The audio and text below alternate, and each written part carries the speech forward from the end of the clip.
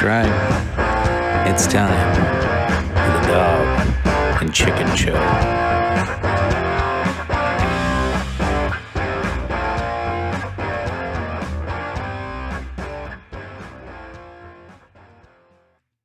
Welcome back, ladies and gentlemen. This is episode 36 of the Dog and Chicken Show. I, of course, am Chicken, and with us tonight we have not only Tony, also known as Dog, but introduce your guests, Tony. Well, of course, needs no introduction. When would I ever? The one and only, the great Phil KOE, the Michael Jordan of podcasting himself, the Tom Brady of pro wrestling podcasting, the Muhammad Ali of liquor podcasting himself, the great Phil KOE. Great to be back, Chicken. Yeah, he does do this in character. And, of course, in character, Germs. sir. and Germs joining us as well. Me 24/7, sir. Welcome, Germs. Appreciate you jumping on. Even when we are doing one screen, you still have a voice lag somehow. Marvelous. This is going to go swimmingly, folks. There's not going to be any problems with this podcast at all. I promise you. This is going to go super smooth. Anyway, so this is kind of a we're doing been trying for an hour. Oh, Jesus. I know we have. I've been watching you guys set up for an hour. I started recording it about halfway through. Sorry if you said anything bad. I haven't. Jeremy's eyes. Did you guys see that? His eyes were like, oh, shit. Yeah, this is my first one. You better be fucking lying. Real quick, folks. So tonight's topic, we're having like a little swapcast with Tony and Phil with the Revolutionary Wrestling Podcast. You'll be able to find it on their channel, our channel, and we're going to discuss a lot about what they've seen in Houston and some of the excitement about it. I got to see a little bit of this, and of course, I might partake a little bit in some of the trash talking here. So, Phil and Tony, why don't you? How about the champ starts off the conversation? So we got a lot of things going on tonight. We got Tony and I just got back from an incredible trip to Houston, Texas. Probably, in my opinion, one of the most important trips ever. Like in the history of travel. Yes. Like they're trying to cross the sea during D-Day and stuff. That was pretty big, but us making it to Houston, Texas for the Royal Rumble. Crossing the Delaware doesn't even compare to this, folks. Thank you.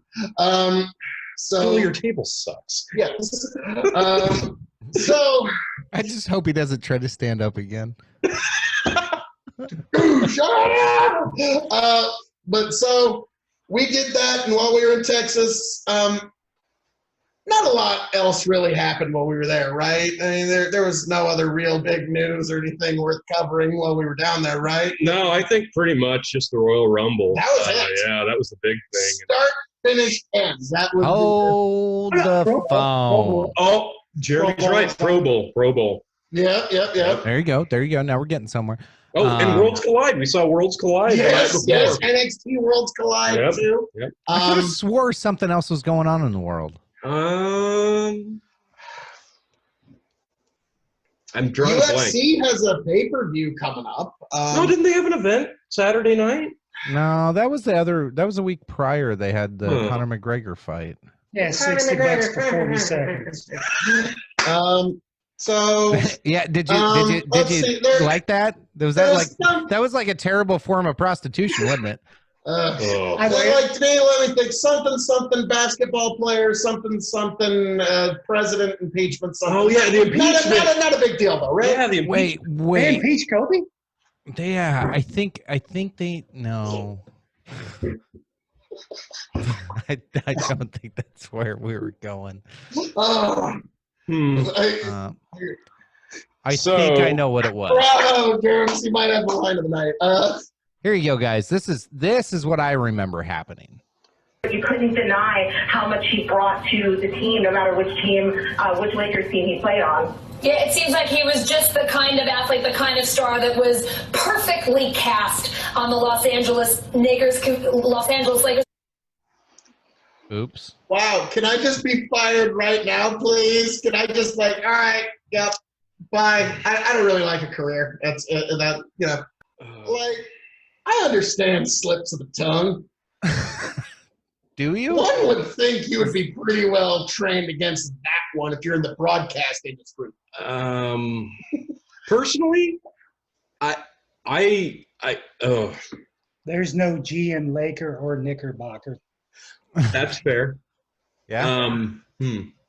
It depends on, and I've listened to it several different times. It's kind of like one of those Yanni Ani things or whatever it was. Like, Oh, I've listened it to sounds it. exactly like her explanation, doesn't it? Yeah, no. So, in my experience, I've listened to it on my phone, and it does sound like Knakeer.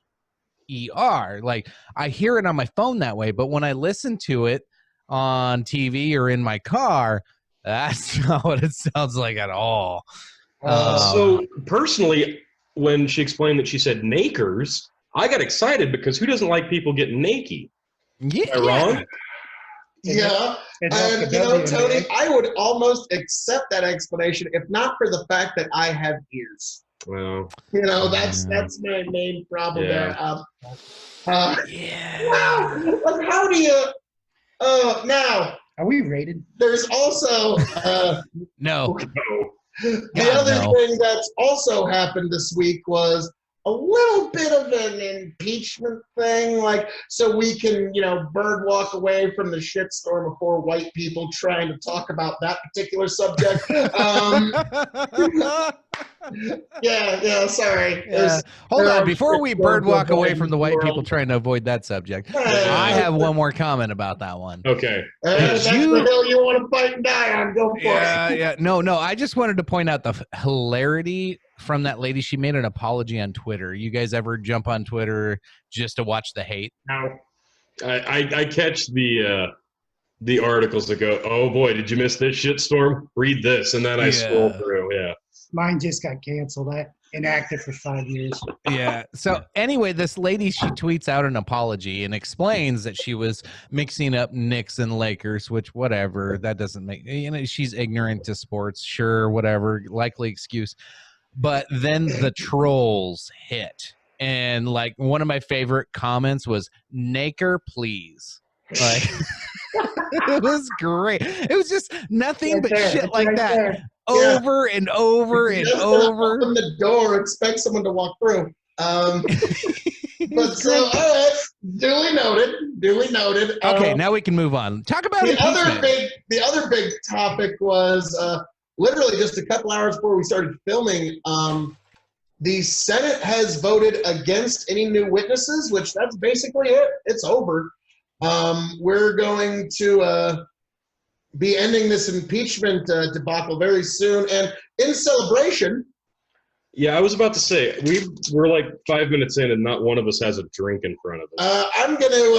I'm guessing chicken has. What we got in Texas, Hampton Estate Jamaican Overproof Rum, 120 proof. First, we're going to take 3 shots, then we're going to pour us each a little bit on the rocks, because why not? Because that and chicken, I'm so sorry to say, the biggest news of all. Fuck. Oh, that's great. Ooh, smell that. Hold on. Let me do this properly for you, Phil. The biggest news of all is... You take a smell, chicken. Oh, thank you. Scratching smell. No, the biggest news out of your guys' trip to Houston was being able for you guys to jump back on here and me to officially announce the reigning, defending, undisputed champion of the Revolutionary Wrestling Podcast, Phil KOE. Go ahead, Phil. Yes, the one, the only, the greatest champion of all time here or in any other federation or anything else.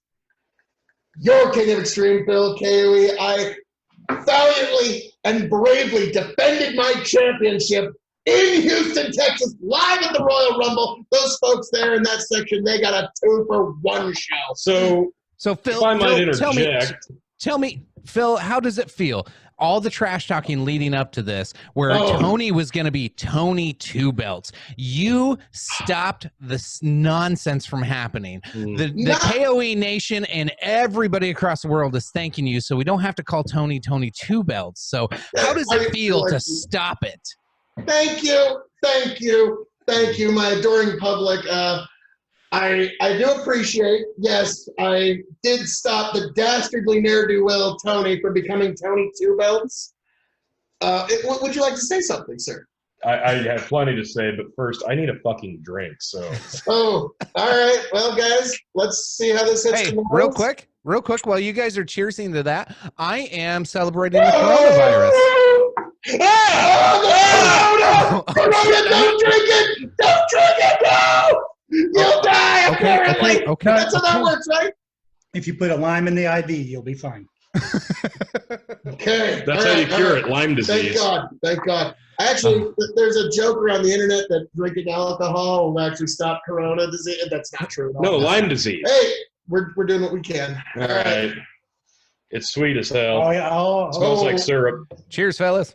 Cheers. Cheers, gents. Cheers.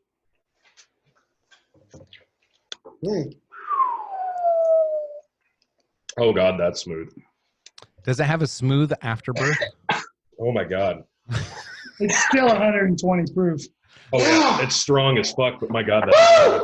Nobody reacted to me saying afterbirth. No, I tried to. There's a little bit of afterburn there, sir. Me tearing up like. Yeah. All right. Oh, man. You gotta mix it up. Okay. So, yeah. Oh, If That's I'm a mixer, huh? That's a mixer? jeez. Overproof, 120 proof rum, and we all just took a shot of it. I'm a little. Whew, I'm gonna let that make mellow me a over some daiquiri out of ice.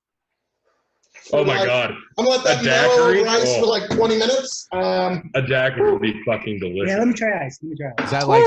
Is that like some straight Jack Sparrow type rum? Like Yeah. gotta be like Yeah, that. crazy ass pirate shit. But Yeah. now, also, while I I'm was sitting there, here with one eye open. Is that I also crossed something off the bucket list.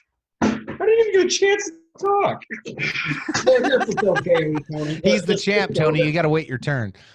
I never get a fucking I turn. beat Tony to being Tony Two Belts just by this much.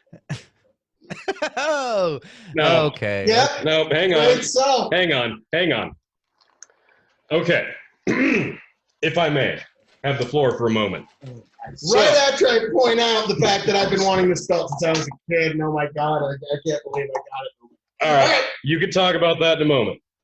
So obviously, yes, I did come up short in my journey to becoming Tony Two Belts. This is a minor setback. Obviously, this is not the end. This is just the beginning. Forever. The Just end. the beginning. I still have my Squirrel Master Classic Championship title. I am defending that for a full year, so obviously the door's still wide open for me to retain that.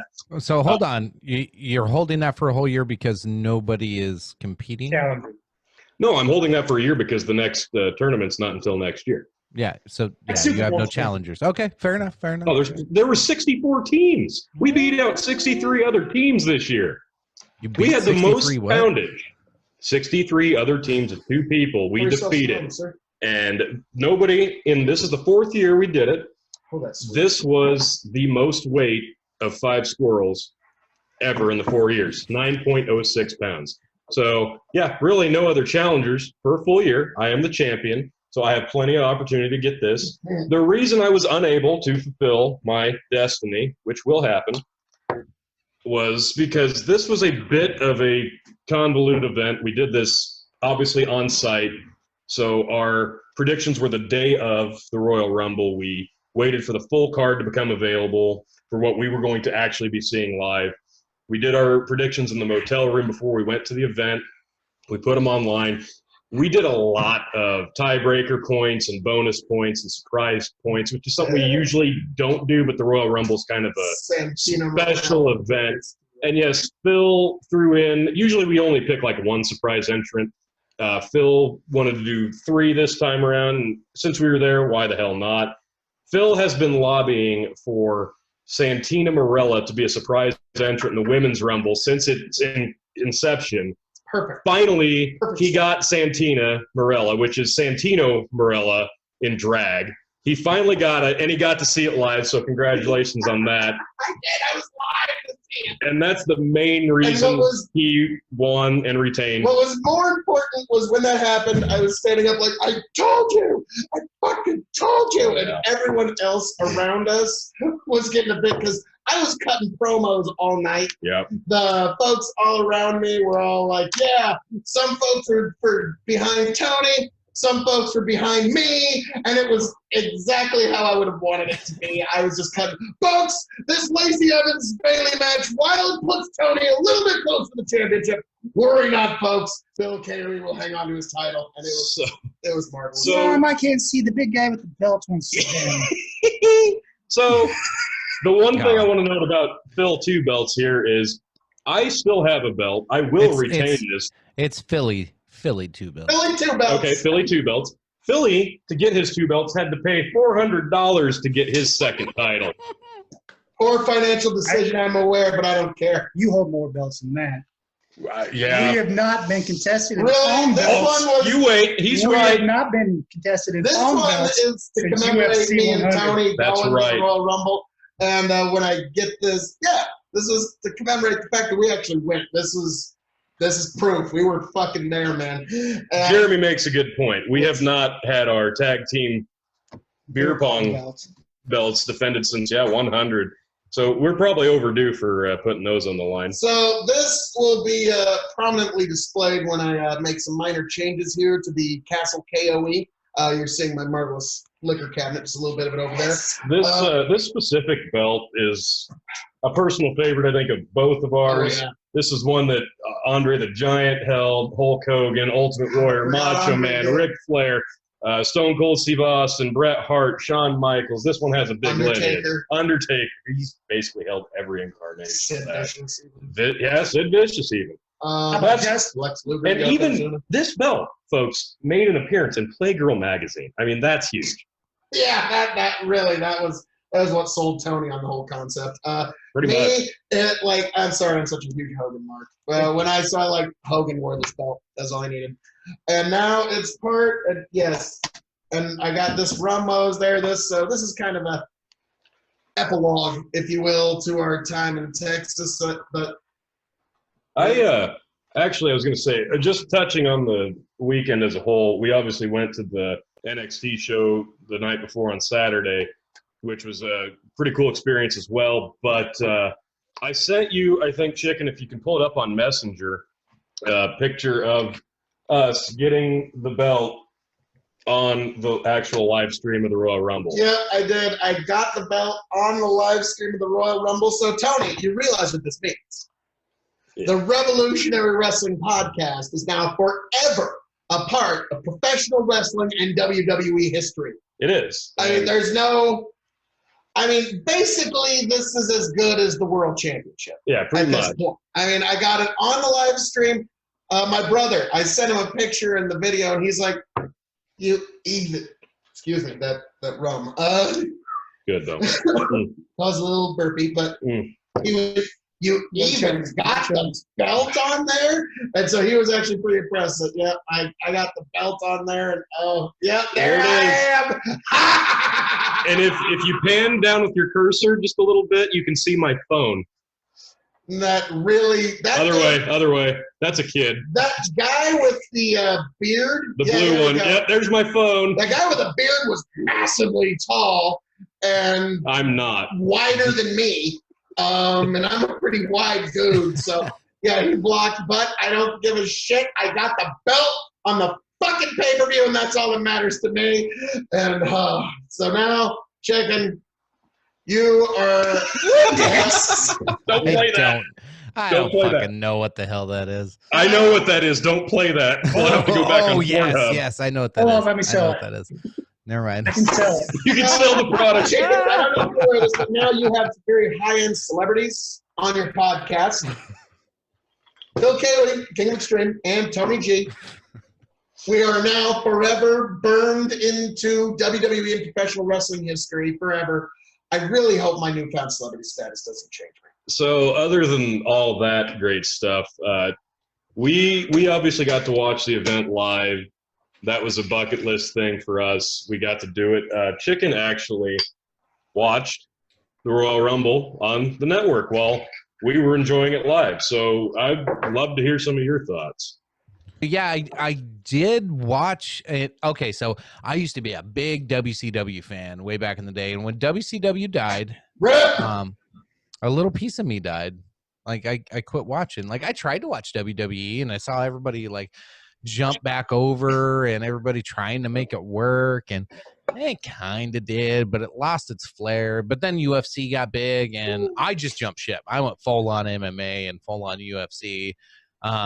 But I watched that Royal Rumble, and I didn't watch the whole thing. I didn't watch it all start to finish, but I did watch a good chunk of it. I got a lot of dirty looks from the wife because she's like, why are you watching this? And then Riker walks in, and Riker's like, oh, Dad, is this the pay-per-view? I'm like, yeah, it is. He's like, cool. And he sits down and starts watching it. I'm like, okay, now I have a definite excuse to sit and watch the rest of this. You have an excuse to get a subscription now. Yes. Right. $9.99. And honestly, that was probably the biggest surprise to me is $9.99 a month for the WWE Network. You get to see every pay-per-view. That's fucking cool because way back in the day, you had to spend a lot of money. Not just that, but all the WCW stuff that you loved from back in the day, that's available on there. You can watch any of it. Nitro, WCW stuff I loved. yeah. So, like, you get all that type of cool shit. That right there is cool in itself. But then being Tony's had me watch this AEW bullshit a couple of different times now, and that's exactly what it was. And then I watched an actual wrestling program, and I was like, hey, like, this was a good show. Like, it wasn't the best show I've ever seen. It wasn't something that like shocked me into, oh my God, I got to watch 3 times a week now. It's not like that, but like they told, you guys talk about this all the time, but you could see the storytelling in several matches. I had no idea who's the good guy or bad guy, except for when the crowd tells me. But like as they're going through the fight and the wrestling, and even in the Royal Rumble, you don't always know who's good and bad. But they told the story through the whole thing, and I thought overall the whole show did a pretty good job. Critiques on misses and bad spots. You guys talk about that all the time, but the AJ Styles thing, did we ever find any more about that? Yeah, actually, like my service was terrible because I was trying to communicate with you throughout the entire show, and it was spotty. So I'd get some messages, and then I get a flood of messages, and then sometimes it worked perfect. But one part where it was good, you said Edge botched that spear really bad on AJ. He's hurt. Well, it comes out, he separated shoulder. I think he'll be okay by Mania. Fingers crossed. But no, he basically said, no, that's on me. I just wanted to sell it huge because he was coming back. I wanted a big spot for him, so I tried to do a big flip. I landed awkward. It's my fault, not his. It happens. So gotcha. He's out for a little while, but they got different directions to go with Edge. That was the big story of the night. And yeah, obviously we got to touch on that because we knew going in that Edge was like a 99% lock to be the surprise. And he was, and it was awesome. That was such a big crowd reaction. There was 40,000 plus people there for this. 45,000, according to the WWE's about 40,000. So about 42. You guys knew Edge was going to be there. I had no idea. I haven't paid attention to any of this. And me as a casual fan from way back in the day, just sitting there, and I didn't like Edge. Okay, I fucking hated Edge from way back in the day. But I'm watching all these new guys. I don't fucking know any of them, and I'm just like, I'm not interested in some of these people. I get the story. I like what I'm seeing. But it's like, I just don't care. And then all of a sudden, I hear Edge's music playing. I'm like, oh, that sounds familiar. And then I see him come out. I'm like, are you fucking serious? And then they're like, he's back after 9 years. I'm like, all right, cool. I'm in. Like right there. Yeah. I was like, I'm in. I want to see what the fuck happens. And then he made it to the final 3 or 4? Yeah, he was right there in the end. And like you said, 9 years. He was one of those, handful of people that was essentially forced into retirement because WWE really hammered down on injuries, spinal, head injuries. Those are the big things now. So if you hit a certain point, they basically force you to retire. Edge was one of them. Daniel Bryan was another, and Paige is another. Those are the big three right now. Daniel Bryan's come back. He's been back for over a year now, and he's been doing fine. I mean, he's been doing great. You know, he's still over as hell with the crowd, but he was still on TV during this time. Edge has been gone for 9 years, and he finally, basically what happened was he got enough surgery, he got enough doctors to okay it, that WWE would allow him to come back, but also because he talked to some of the guys in AEW and said, if I'm cleared with these doctors, would you let me wrestle? Like, hell yeah, we would. And they'd offer him a big amount of cash to do it. He takes that to the leverage table to WWE and goes, look, they'll let me wrestle. They'll give me this. What are we going to do? So they caved. They're like, okay, fine. If you're cleared here, this is what we'll give you. This is the amount of time you got to put in. And they got it all set up, and he came back. And that was the second biggest pop of the night. Yeah. The biggest one is the biggest pop I've ever heard in my life. And that was when Drew McIntyre kicked Brock Lesnar over the top rope. Everybody exploded. 45,000 people on their feet, screaming at the top of their lungs. I could feel the reverberation in the entire arena. And I don't care what anybody tells you, and I don't care what you think you saw. I was the one who started. Na na na na na na na na. Hey hey hey.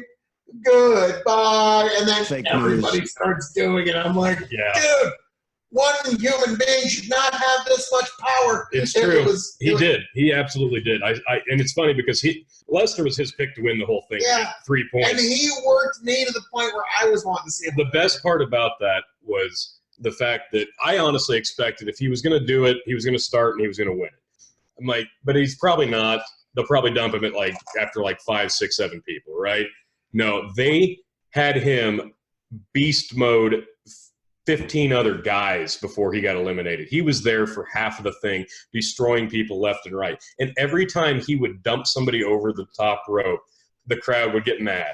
He'd dump another. The crowd would get mad. Over and over. And each time he'd throw someone more and more pissed. Like, people were livid. The guy in front of us is flipping off, screaming, going nuts. People were so mad. They were frothing at the mouth. So when he finally took the low blow and McIntyre kicked him over the top rope, the place literally erupted. And that's why it works. People bitching about it, complaining about it. That's why you feel he's so good at selling, as proven there. He's so good at getting crowd reaction, as proven there. People don't appreciate that about Brock Lesnar. And he's so good at making people emote. And he played that part to a fucking T that night. Without violence. Yes. Yeah, he's definitely good at being the heel, but oh, he's fucking brilliant at it. And people say he's lazy, doesn't work very often. Well, he doesn't have to, because he's Brock fucking Lesnar. He's the only star that WWE really has left, other than the other guys who are basically retired from the sport, who make minimal appearances. Yeah, he's one of those few guys that still has that old school mystique to him that you can think, oh, the rest of this card's all hooey and horseshit, but that Brock Lesnar, he's legitimate.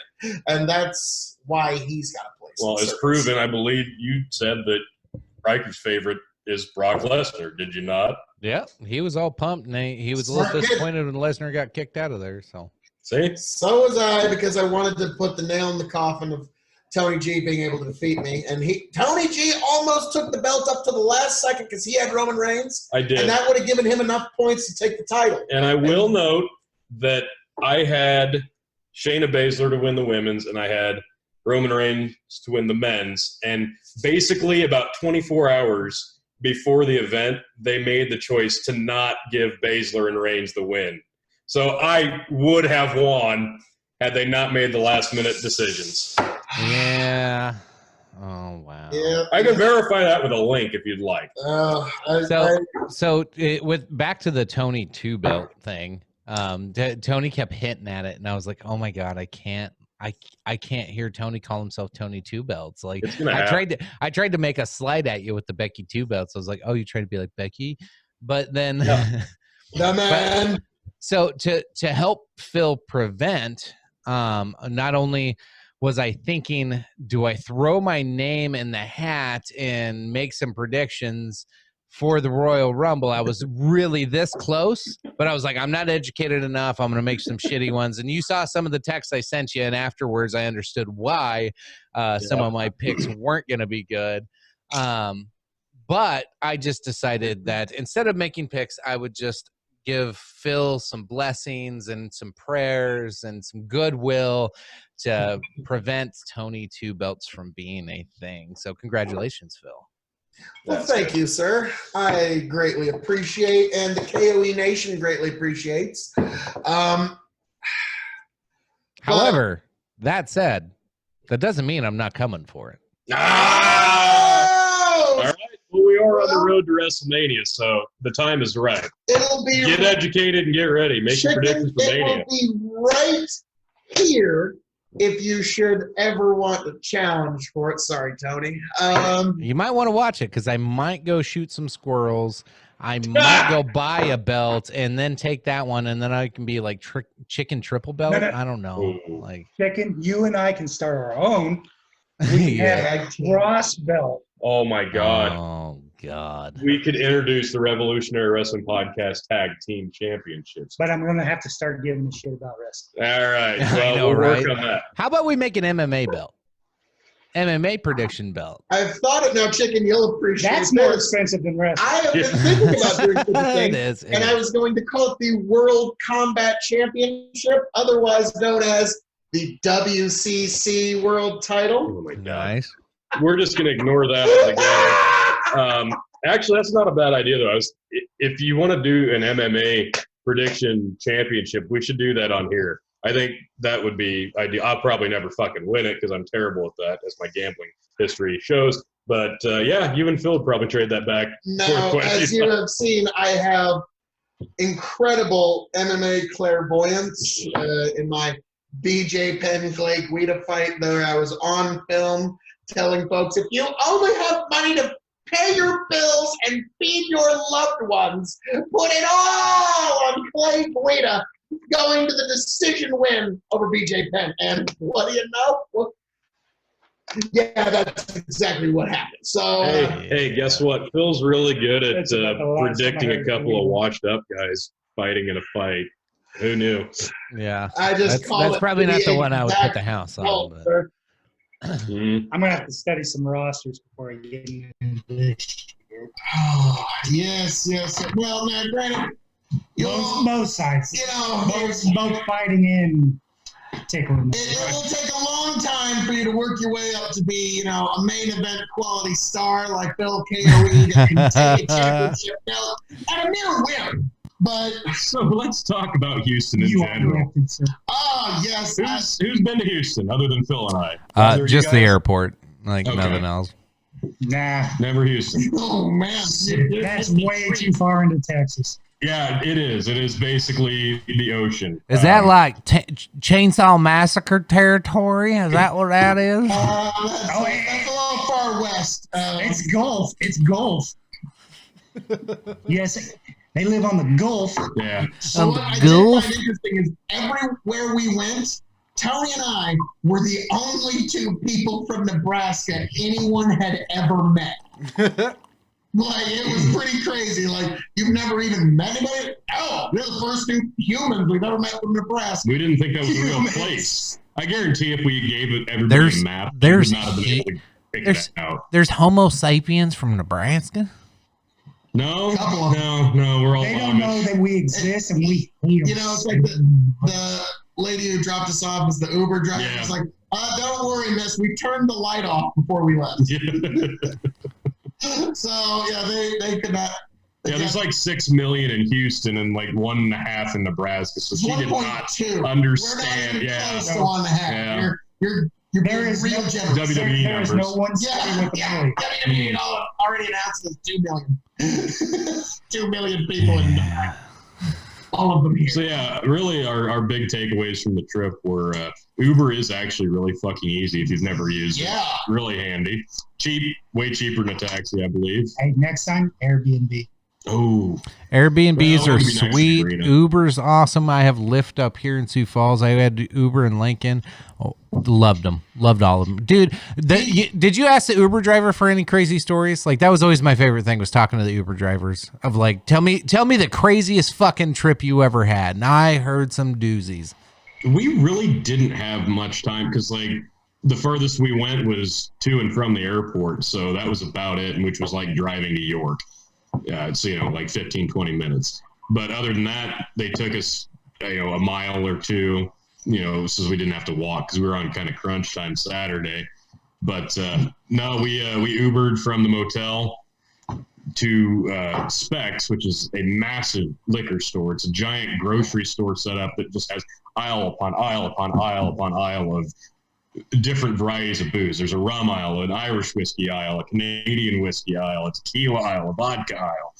We unfortunately only had about a half an hour in there, which is probably good in retrospect.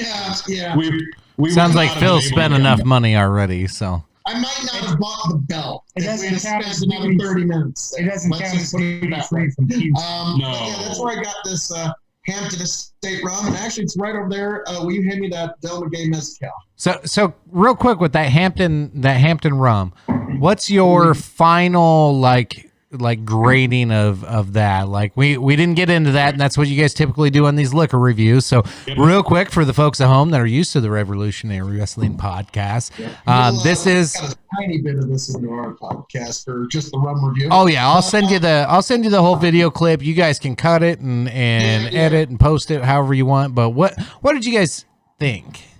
Well, all right. Hampton Estate single Jamaican rum overproof. Trelawney single Jamaican rum, produced with unique and partly secret methods that have remained unchanged since the 18th century. The result Secret? is distillate with a distinct aromatic profile, due in great part to an extremely high level of esters. A differently unique and exceptional rum, the result of an assemblage of different marks, all with a minimum barrel age of 7 tropical years, equivalent to 25 years aging in continental weather. I have no idea where they come up with that math. But this stuff is, this is a fire in a bottle. If you just shoot it straight, like I know Tony Don't here. shoot. Do not shoot. No, ice, definitely. Yeah. It's like, I'll be honest, we're Nebraska Cowboys around here, and we all teared up a little bit shooting that one straight, or at least I did a little bit. Like, So hair on it this said one. it said it had esters in it, or was it ether? not ether.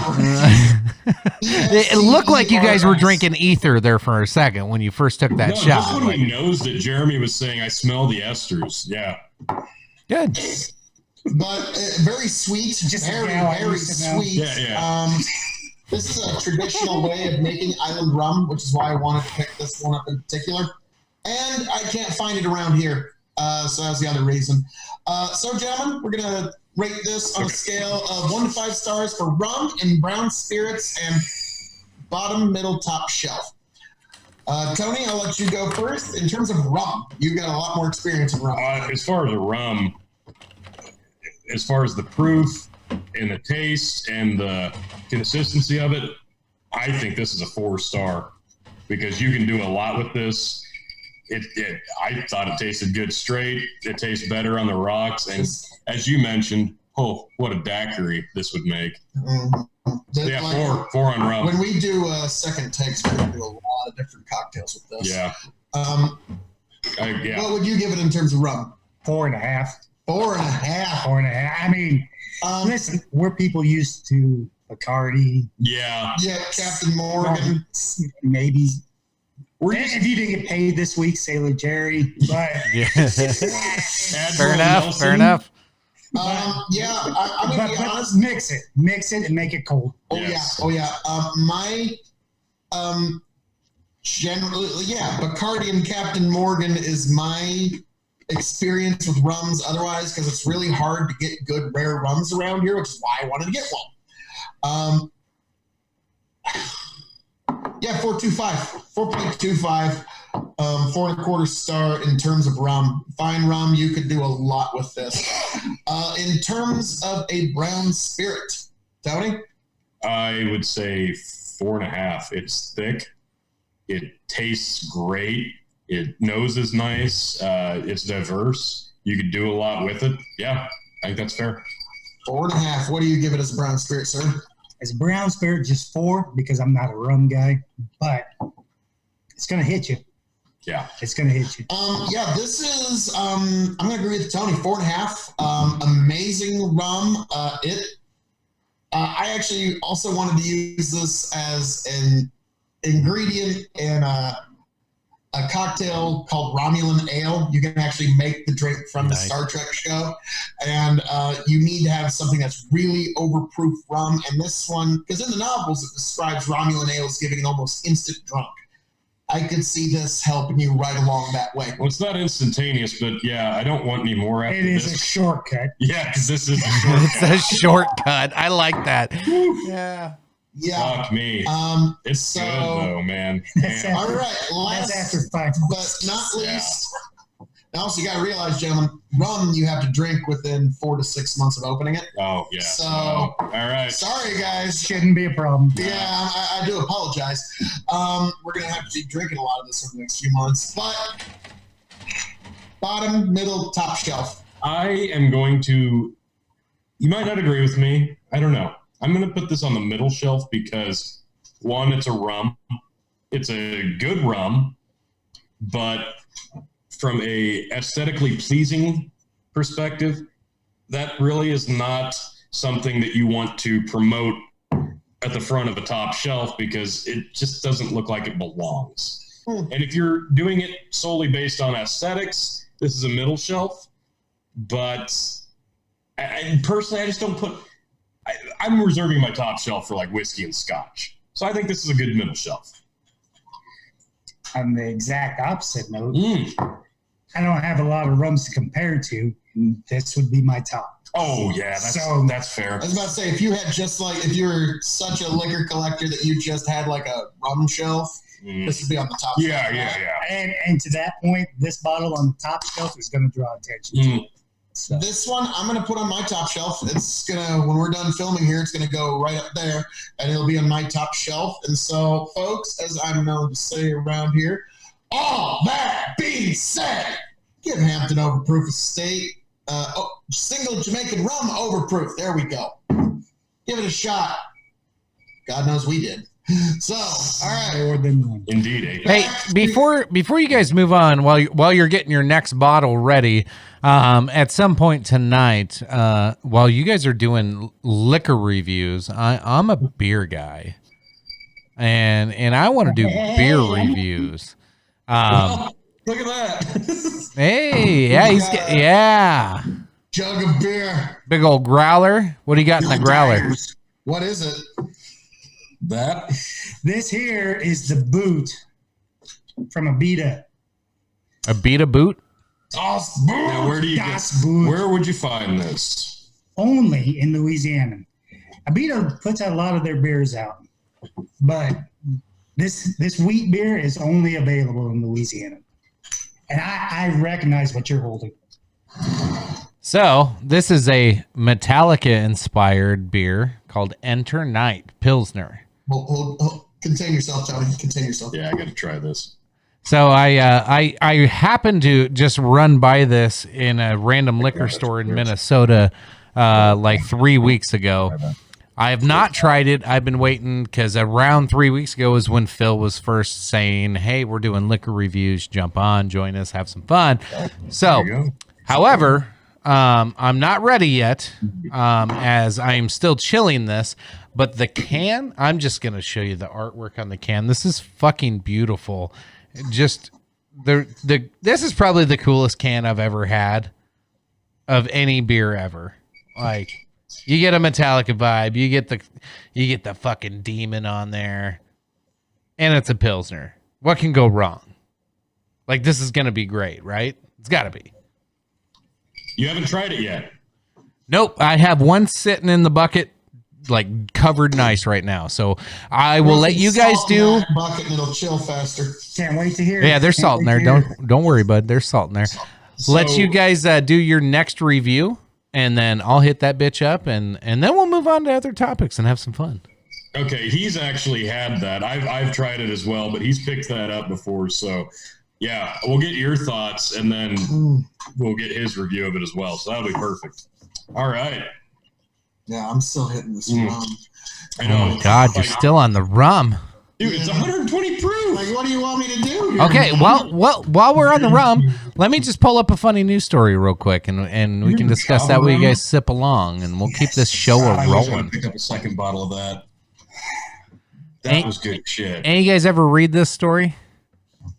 California driver. You sent me that. And California driver in Mercedes-Benz leads police on chase, dies after 100 mile per hour, 330-foot jump over river. Still gets ticket. Them Duke boys. I'm telling you. Looks like them Duke boys gotten themselves in a whole vat of molasses. Like this is like it sounds like a joke, right? Seatbelt charge. They're going to drop the seatbelt charge. This whole thing sounds like a joke, but this is real. Like, yeah. So to be clear, he died, right? yes, Sorry. yes, he did. Sorry. Just to remind everybody, it's not a bit. So you mean No, he's this is not a gonna bit. be okay? And since I've said sorry, he did run. He did run. Okay, yeah. There you go. So I'm trying to find the quote though. Like the funniest part about this was the witness. Oh shit. Yeah. Because this like He just launched himself off. Wow, he So- died. It's You know, it's gonna be something like It's that. exactly what you guys opened with. Them Duke. Yeah, it is. He just sent it, man. Them Duke. He just sent it. let's see. Still trying to find it here. Maybe they deleted the witness statement off of this. No. No, we need Hillbilly Jim's take on this. Oh boy. Wait, Oh well, that's not yeah. social So media. What's that? it is still on here. They did shorten it, however. Okay. So it says a witness near the incident said Callahan made a U-turn before sending his vehicle airborne. End quote. Like at 100 miles per hour, he cleared the whole damn river. Brian Zollers told Fresno's KSEE TV. Can you imagine some pothead? Can you imagine some pothead sitting there After that U-turn. in Fresno going, "Hey, whoa, what the fuck?" Like, Oh man, that's fucked up. yeah. Oh god. Okay. Looks like we got another one here. All right, we're ready we for were our guys. next liquor If you review. want Good. more. Well, we have a review of this uploaded on Revolutionary Wrestling Podcast, but this is one that I'm eager for Jeremy to try. This is one that I think you'd actually seen or maybe looked at. Is that Whistle Pig? Yes. 10 years straight rye. I love me a ride. Yes. So I'm still finishing off this rum. Yep. And then I've had this in the freezer for a minute. Phil? With some big pin here. Phil, you need a nipple? Oh! No, Tony, you got to do 2 snaps and a twirl. Oh. Mm. So if you- Don't they normally come in pairs? We're 3 like Total Recall. Oh, nice. We're just 3 tits. we're just 3 boobs here tonight. So yeah, look, Very curly and Mo over here in the breath.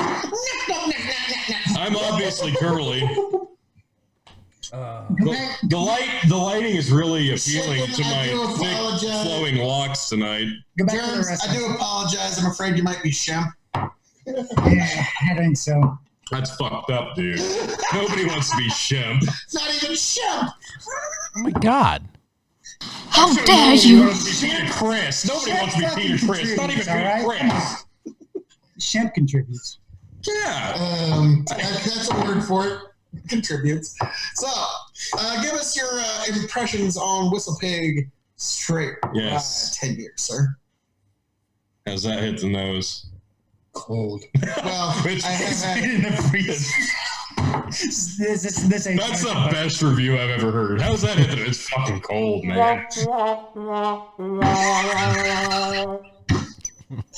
we tried. Chicken Zoo Crew board pays off again. I was just Yeah. saying, you guys did this already. Let me just try it. Yeah.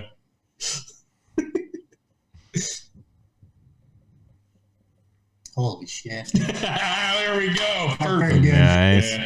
That's pretty good. Yes, sir. Oh, that's smooth. Yeah, that is a fucking. Where's that from?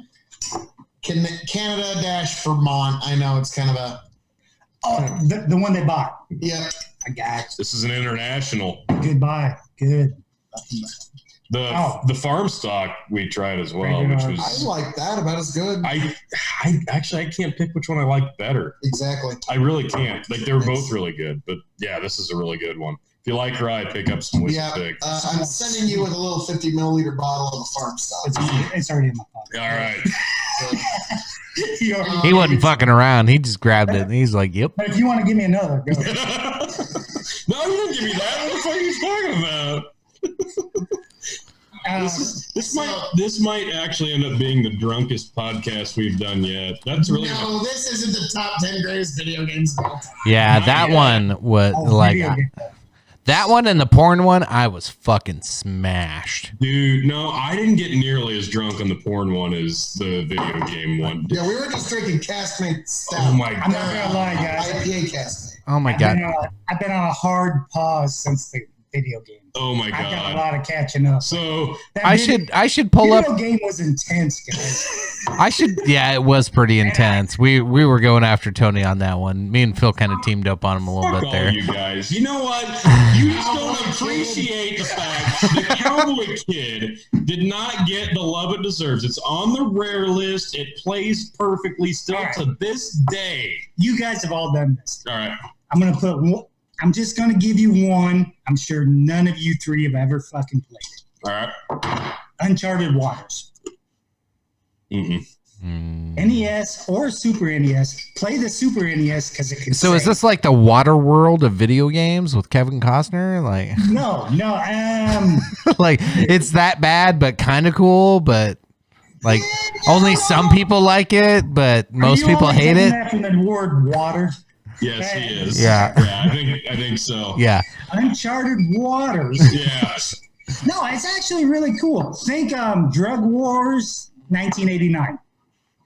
You travel around, you're Christopher Columbus. You can either explore or you can travel around and sell goods. You can build a trade ship. Can I sell drugs?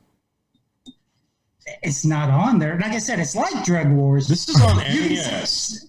Yeah, it's cinnamon, I think it's spices, and I mean, stupid commodities Pull it up. you can sell. What's the name of it again? Uncharted Waters. Okay, I'll find it. Super NES, you can get the cartridges on eBay, but you have to replace the battery if you want to save. Oh, of Because course. Is an internal battery or You that's pretty sophisticated for even SNES. on I believe on subsequent versions they had it on there, but you could not. Some of them you could not save. Okay. Super NES you can save. See, NES you could save and you'd come back next time, and if it had the battery. Hi, Okay. full Like, favor to ask. because I remember, like, it was such Please a add crazy your concept. name. That Say was you another reason, support like, I always liked, our campaign. like, Zelda and Link. I thought it was so Campaign, cool which that you is could the kind of most chart your unprecedented progress. It was such a campaign. foreign concept. And then I didn't have a Super Nintendo. I had a Genesis because I've always been different, apparently. And I had a bunch of titles on there that you could save on. I thought that was so cool. There you go. All right. NES is drunk. Drunk. Nice, thanks. Thanks to He's John right. for the request via Patreon. The SNES had all kinds of gigantic I'm just clunky. gonna mute this dude. I don't want to talk. Oh, clunky, great. My game's already clunky.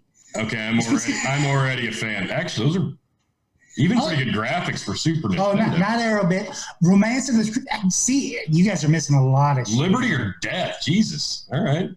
Yeah, see, no, I was a big RPG guy. Holy shit, Phil! This looks like This is total what am I RPG. thinking Yeah. of? Yes, Nexus. What do you want to I'm thinking of Nexus. If you can get Lions' gems, man, favorite game back in the day. if you can get gems, you're gonna make it. Huh. I've never seen this before. Yeah. I like how it's really well worked out. Oh yeah. If you guys like these, you got to bring my brother on because he's a nerd for the Age of Empires. Oh, I love Age of Empires. That yeah. what's the other one that was StarCraft. I like all the PC RPG games, the early PC RPG games. Like these Nintendo ones, this is terrible. This is fucking terrible. I hated these. Oh, on the NES. Yeah, and this is awful. If you have a terrible ship, you have to stay away from that second part of water because it's going to kill you. The one with slightly different JPEGs? Yes, yeah, exactly. I mean, the slightly different JPEGs. I'm also 10 years older than all you fuckers. So. I was about to say, me seeing this, I can't help but think, you know what? Assassin's Creed Black Flag would be. Jesus. Yeah, that's fair. Let's This just compare. makes me want to play that, to be honhonest. Comparing that to Assassin's Creed is like comparing Cowboy Kid to Red Dead Revolver. So Jeremy, Yeah, it is awful tough to do, Tony, despite your best efforts. And I did it, and I was right. so Germs, is that your number one game?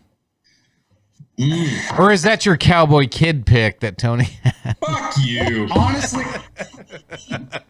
that's one I played a lot, but it's temperamental.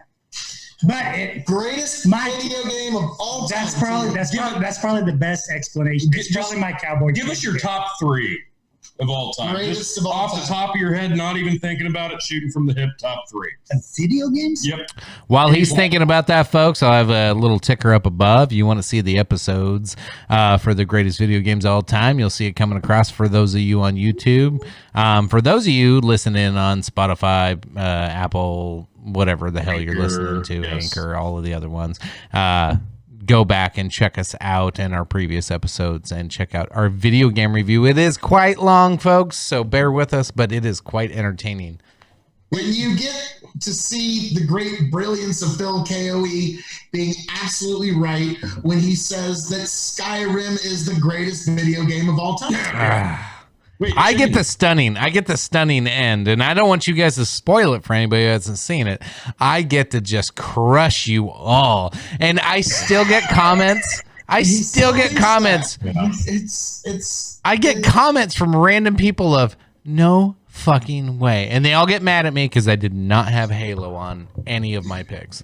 Wait, just a second. Chicken, did you say that the Dog and Chicken Show is available on audio platforms such as Anchor?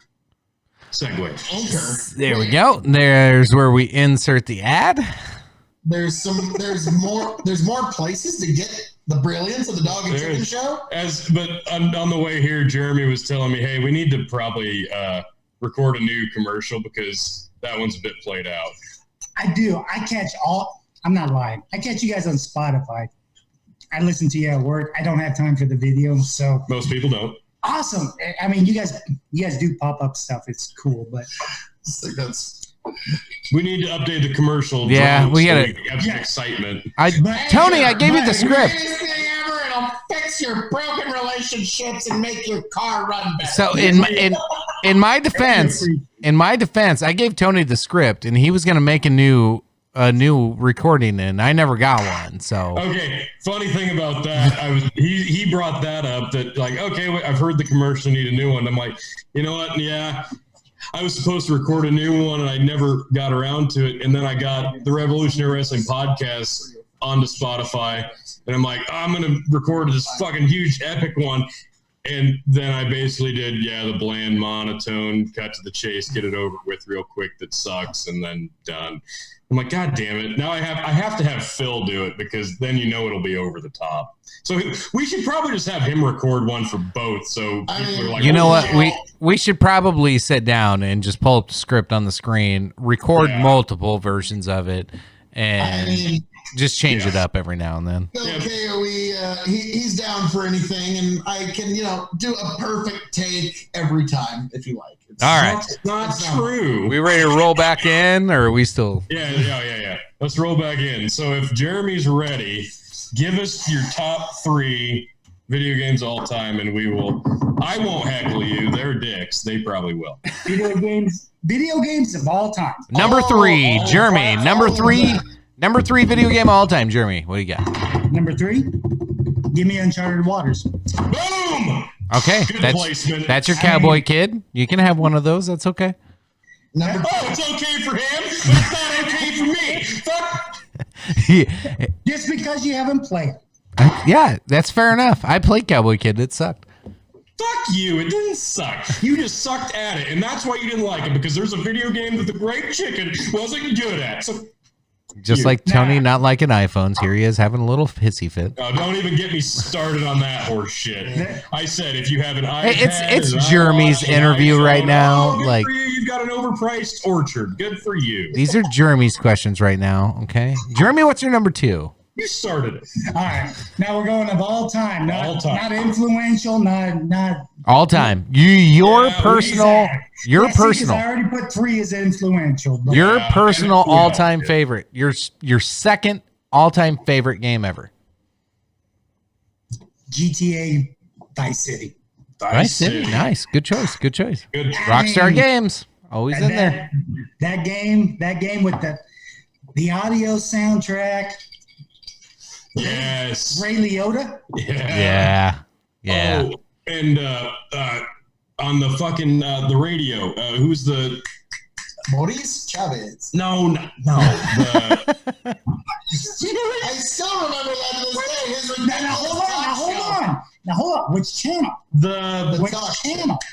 The one Laszlo? Yes, Laszlo. Yes. That's the one I listen to the most. I don't know. Laszlo. The E's music is the best. That one resonated with me more than anything. It's all Vice City. Future, and like I said, I'm already 10 years older than you. So I have to roll it back 10 years to the 80s. So future generations are going to look back at us and been like, these guys drove around in cars in fake worlds in a video game listening to a radio station, and 10 years later they still remember the name of it. Yes. Yeah, that's the impact. Accurate. That's the impact, though. There you go. Yeah. That's how it resonates. Congratulations. Good job. Good pick. Good job, Ross. They actually sold, why didn't they just make that a radio station for real? Like, people would have. No, they actually sold individually the radio station on disc and maybe even MP3. They sold that as an option you could buy. They did. Separate from the game. That was how good those were. Now, can we hunt the people down that recorded that and have them join us, and we just make a podcast with them? You want to create nerdom? I went back, pulled up all the songs they play on those radio stations, and created a Spotify playlist. I did that with Guitar Hero too. Nice. I have one for each Guitar Hero. Wow. So, Bravo. I love music. Vice City for me, what grade were we in when 3 dropped? We had to have been sophomore or junior, I bet. Yeah. 3 was good. Dropped. That's why I asked. 3 changed. Sophomore. That's why I asked if it's 3 was such if it's landmark or if it's just my personal. Well, 3 was such a 3's landmark. Yeah. I mean, everything changed from a gaming perspective. Yeah, we talked about that a lot. GTA 1 and 2, they're nasty. But it's overview. It's 2D overview, but 3 was it introduced everybody to that open world 3D concept. And then I can't swim. But Vice City was so much more colorful, not just visually, but storyline wise, and it really expanded on all the concepts that they wanted to do with that open world concept. I think Vice City was better than 3 personally, but God, yeah, Vice City was awesome. I loved it. The visuals were great. And without Vice City, you don't get 4. No.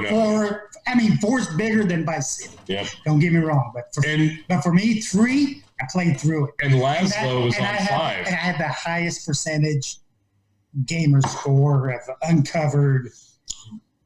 That's pretty good, because that's I'm a guy that doesn't buy the fucking books. I will go find your hidden shit So you found all the peyote in 5 right away, didn't you?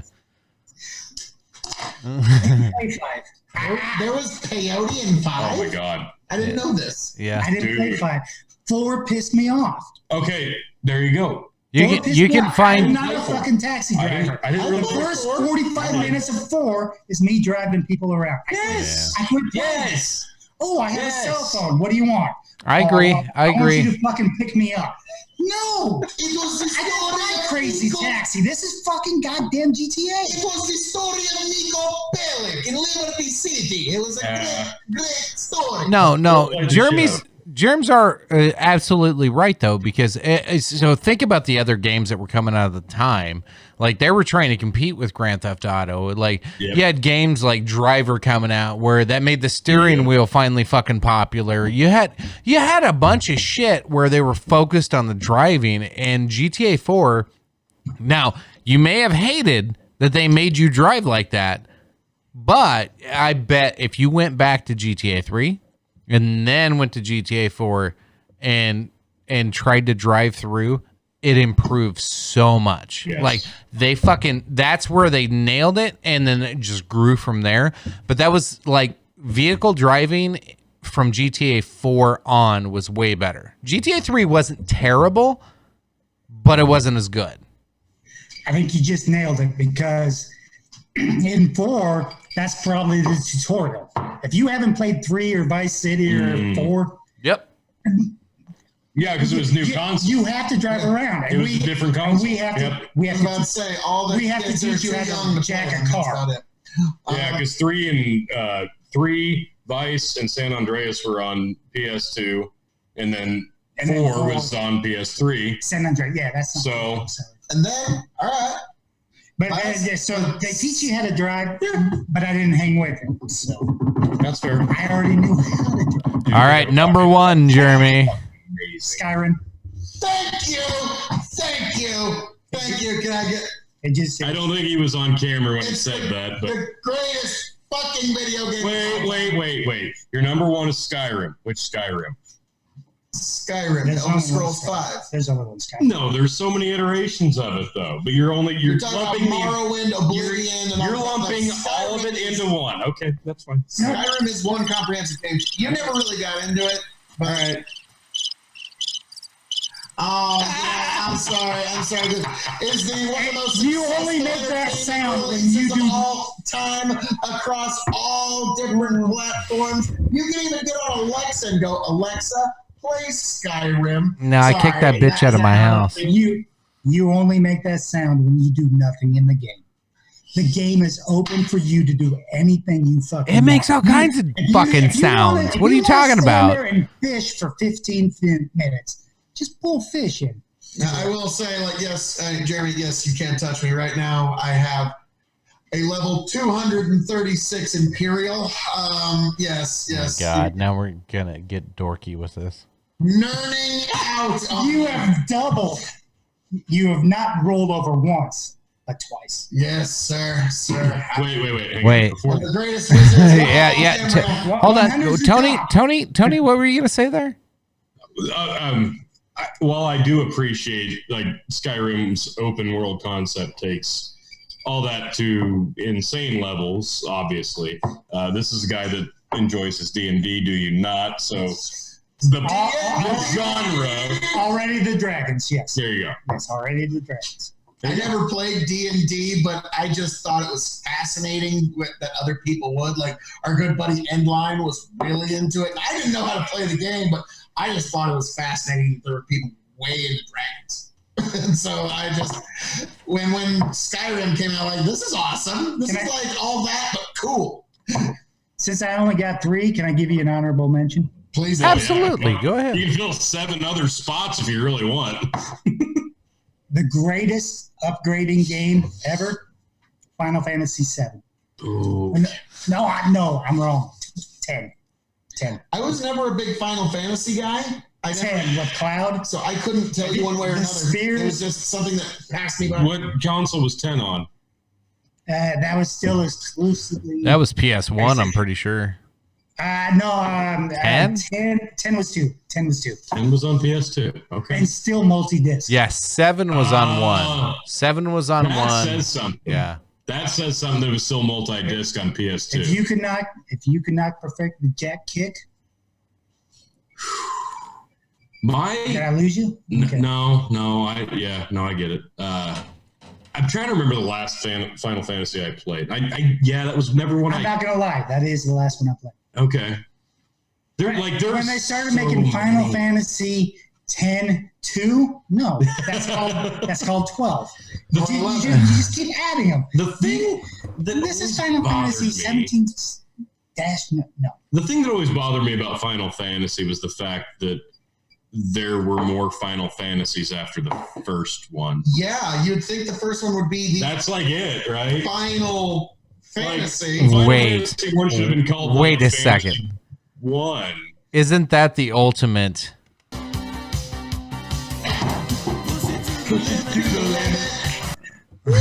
Isn't that what they were doing? They were pushing it to the limit. Yes. 50 fucking times. We tried. Let's create a montage. I think, we really do need. My life is a montage of just awesomeness. All right, you guys want to do that again? I got a longer one. Jesus. But you get a flashback.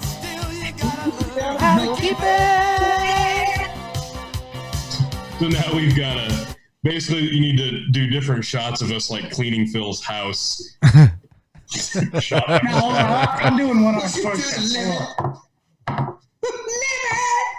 All right. Oh, that's great. Segway. Here it comes. All right. Okay, you can take it over. Enter night. Enter nighttime. So, all right. Exit light. Is it better poured? I like Pilsner's poured. Is it better out of the can or poured? Poured. Go ahead. I'm going to tell you right now, that's a concert beer. That's a concert beer. So you want out of the can.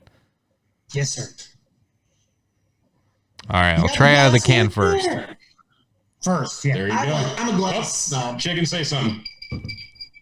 Oh, sorry. So I'm taking the first little sip here. Right away, I get like a strange kind of. It's almost like a citrus smell, but metallic citrus smell. Metallica. Oh. Hey. Oh. Honestly, it's not bad. So here's the deal with beers. I love dark beers. I love pilsners. I love lagers. I'm not a big IPA guy. This one has a little bit of that IPA feel. It's really hoppy. It really is. Like there is way more than a pilsner should have, which is surprising. And I think that's what gives it that metallic taste, which is probably what they can call it, like Enter Night and do this whole metallic a bit. Because you can definitely taste it as a pilsner, but it's super fucking hoppy. Like that, it just seems really hoppy. I don't know. Jeremy, thoughts? My thoughts exactly. I mean, I do want to see you take one from the glass, but I bought a 6-pack of that a while ago. I think we still got a few left. It's not a terrible beer. You've got a lot of head there, but yep, I sure do. Trying to pour, got a lot of head. Remember where it comes from? That comes from Stone. Stone makes a lot of IPAs. They're proud of their double IPAs. They love their hoppy beer. This is actually probably one of their least hoppy, but since it's in a goddamn 16-ounce can, it's a lot. That's why I call it a concert beer, because they've already made it big enough that you're going to sell it at a Metallica concert. Iron Maiden, Def Leppard, they've all got beers they sell at their own concerts. It's a good beer. Might be something to add to the future reviews. Indeed. But we like heavy metal, and many people on this podcast are huge fans of beer. So Indeed. Okay, so for a pilsner, that's pretty clear. Yeah, it is. about as clear as you're going to get from Stone, too. Yeah. So I don't know. That's where I might dispute the Pilsner. Like, by name only. Yeah. In theory. That's what I said. I'm not sure what it looks like poured out of a can. Because when I first drank it, I was like, yes, I would buy this at a concert. I'd probably buy 2 because it's cool and Metallica's, you know. It's like fizzy. It's like, you ever had Zots? You remember the candy Zots? Yes. Where you suck on it and then it like fizzes in your mouth after a while. You remember those? Yep. That's what this reminds me of. The aftertaste with it's just hoppy and carbonated enough to where your aftertaste, it like makes your tongue like tickle.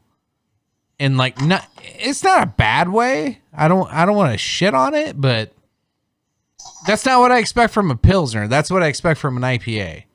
Yep. I agree. And that's why I don't like IPAs. And that's on Stone for calling it a Pilsner.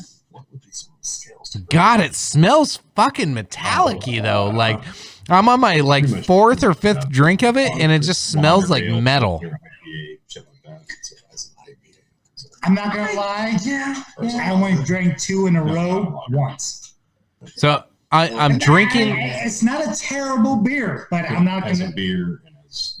I'm drinking it straight out of glass. It smells like metal. Like I'm.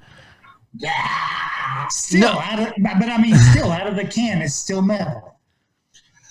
It's just. Can I ask you, Chicken? I almost want my wife to come down here and fucking smell this, and see if I'm fucking crazy. Because like this is the weirdest smelling beer I've ever had. But I like how it tastes. I think it tastes fine. It's just. So it smells weird, and the aftertaste sucks. I'm going to ask you to grade this on 3 different scales. What we do, 1 to 5 stars.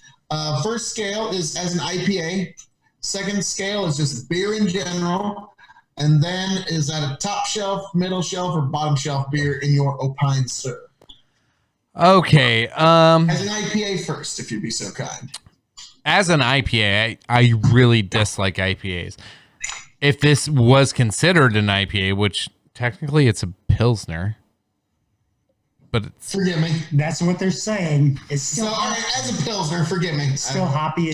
So how about this? If it's an IPA, I would give it a rating of 4 because I would drink it if it was an IPA. As a Pilsner, I would give it a 2 because I would not prefer it. Perfect. So good, a 3 then. It's labeled wrong. In the middle. Thanks, Tony. Filling the gap there, finding that out. I'm good at the math. Nice. And that math stuff. As a regular beer, just beer's beer. As an everyday beer that you want to just sit down, relax, or maybe go throw a pole in the water, go fishing, or hang out with your boys, 2.5. 2.5. All right, sir. Would that be a bottom, middle, or top shelf beer? Probably closer to the bottom. Might make it to the middle, but I have had way better than this. It's bottom shelf beer. This goes in the bottom. Like Tony, you remember? I used to have that bottom drawer in my fridge of all the shit I wouldn't drink. So that's where this goes. Funny you say that. It's funny you say that because actually, I've only bought a 6-pack. Yeah, he bought a 6-pack of that. Currently, there's still one. For me, I think you can't rate beer on a top, middle, and lower shelf. You've almost got to do it on a shelf, door, and bottom drawer scale. I think that's better. Bottom drawer. Because what the fuck is a bottom drawers where you put like your Natty Light. Yeah, we got it, but I'm not going to admit it. Yeah, the doors where you put your weird shit, and the main shelf is where you put like your standard stuff. I can see that. So I think that's a better scale shelf, for beer. Door, and bottom drawer. All right, so that one's your bottom drawer, Chicken? Yeah, I think so. And I just text my wife. I'm asking her to come down for like 10 seconds. And I may not put her on camera. She doesn't like to be a part of any of this. But I just want her thoughts. Because do you remember it smelling like metal? Mrs. Chicken doesn't want to be on the podcast. Mrs. Chicken? I find this hard to believe. Put her mind at ease. I mean, I forgot you guys did this with Mrs. the G video. doesn't want to be on the podcast. I'm wearing plaid. Tell her to come down. I forgot you guys did this on video. I'm wearing plaid. She can come down and taste the beer. Yeah, if you so she's probably questioning me right now because I said, "Can you come down for 10 seconds?" She replies, "What do you need?" I said, "Smell this beer for an opinion." Hey, try Jeremy that hasn't seen you in 10 years. Yeah, there you go. Get Jeremy away. Say hi. Oh, hold on, she's replying. Let's see. In real time. This is great. Yeah. This is great. I see the 3 little dots poking up. She's typing. Wow. She's probably like, "Fuck you, I'm drunk. I don't want nothing to do with this." Oh, I'm surprised that Apple has 3 dots and it's not like 3 golden. Her reply is perfect. If it doesn't smell like a rooted vagina, it's fine. It's better than that. 10! Fucking 10! Better than that. I mean, she did sit through 2 girls, 1 cup with a stoic face I've never seen before. Well, if we're just going there, god damn. Blind endorsement. That is a metaphor that I want to use in everyday life. You were holstering that one for a while. I'm waiting for an excuse to pull that one. She had that one holstered. That was a good one. That's a billboard for sure. So, all that being said, she's not coming down to smell the beer. I'm still trying to talk her into it. Right. Good luck. Come on. This is my last attempt here. I was gonna say, was she aware that we were on the Royal Rumble feed and she will actually be on camera with actual celebrities? Now stop it. Yeah, I just told her she was going to be on with celebrities. Yeah. Nice. Thank you. So, I mean, that's what I'm saying. I hope my newfound fame doesn't change me. This is exclusive with Germs. Tell her to come down. It's exclusive. Greatness on this podcast that anyone watching this has to become great yourself. I've only started watching myself in the last 15 seconds.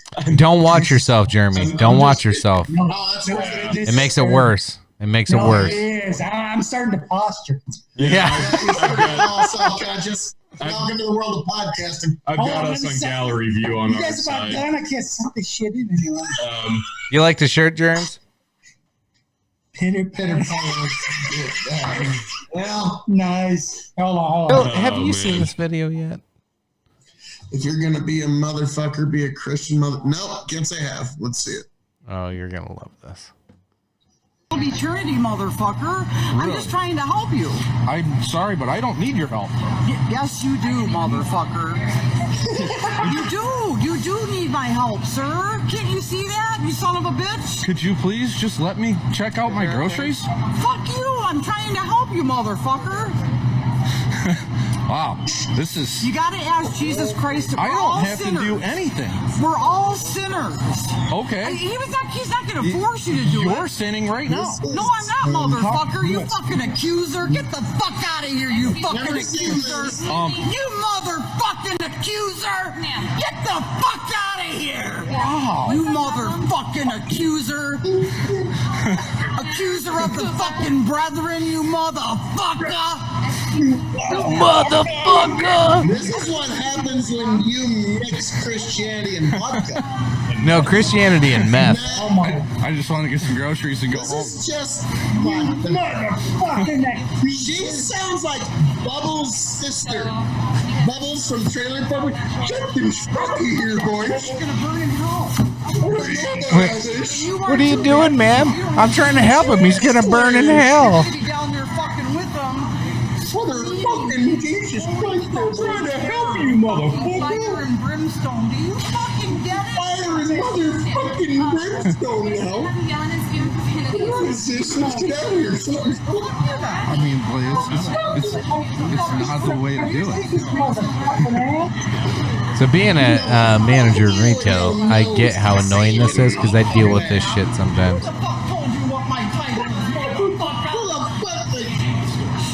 This is a very aggressive recruiting attempt. I'm gonna save your soul, motherfucker. Fuck you. Hey, Phil, I want you to join my religion, motherfucker, or you're gonna die and burn in fire and brimstone, motherfucker. Those are always fun. The Walmart people that are just there to fuck you.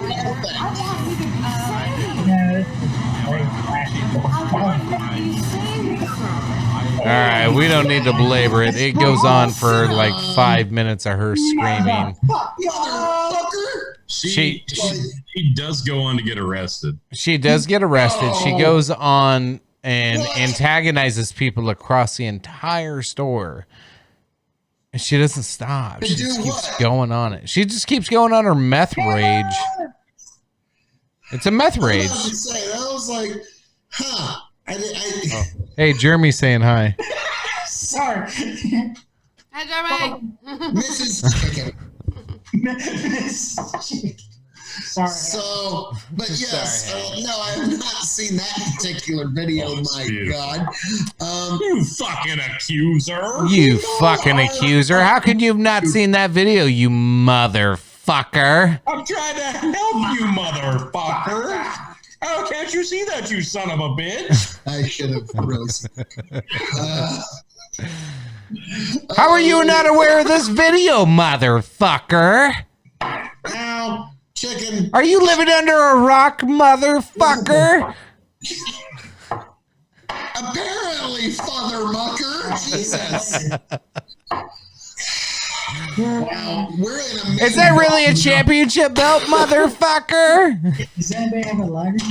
I mean, Did you win that belt, motherfucker? I did win this belt, motherfucker. I want Jeremy Klitz's hat. Jeremy, can I have your hat? I want your hat.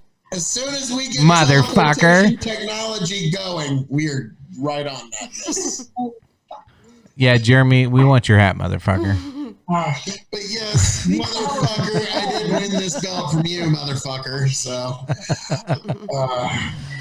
oh, Tony, what else you got? Jesus. Well, there are two topics that have happened in the last week. Not nearly as big as me and Tony going to the Rumble, but I got one. Oh God, no. No, it's not really a topic, but Jesus. Chicken, pull your messenger up. Okay. Okay. That's usually not a good sign when Tony's like, "Hey, I want you to pull up your messenger." That's usually Don't something. put it on screen until I tell you. Oh my God, I don't know, dude. Did you get it? I don't like this. I'm just saying. I don't know where you're going with this. There's a funny story. Germs is like, I'm getting off camera for this. I don't know. I'm about to get off camera for this. You're about to get off, you mean. Oh, God. All right. All right. No. You ready, T? I'm ready. All right. Here it comes. Don't put it on. Don't put it on yet. Don't put it on yet. Okay. Germs. Okay. Cheers got taste. So the story is, okay, obviously I need context to make this understandable. So if I come across a Jesus, whoa, what happened? No. The fuck, man. Nope. Sorry. Start over. Okay. Freaking me the fuck out, man. Anyway. So obviously in the world of professional wrestling, I come across a lot of pro wrestling centric memes. Go figure, right? And anytime I come across a good one, I send it to Phil via text message because I like to pop Phil and make him laugh uncontrollably, which does happen from time to time. Yeah.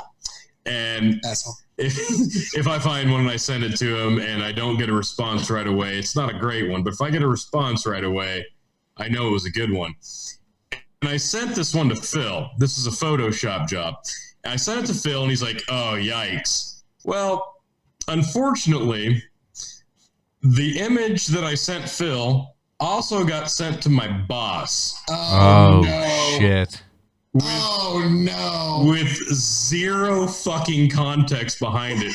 At like 10 at night, I send this picture. This picture? Hang on. Fake news. Hang on. Fake news. With no context, at like 10 at night, my cell phone text messages this picture to my boss because I think my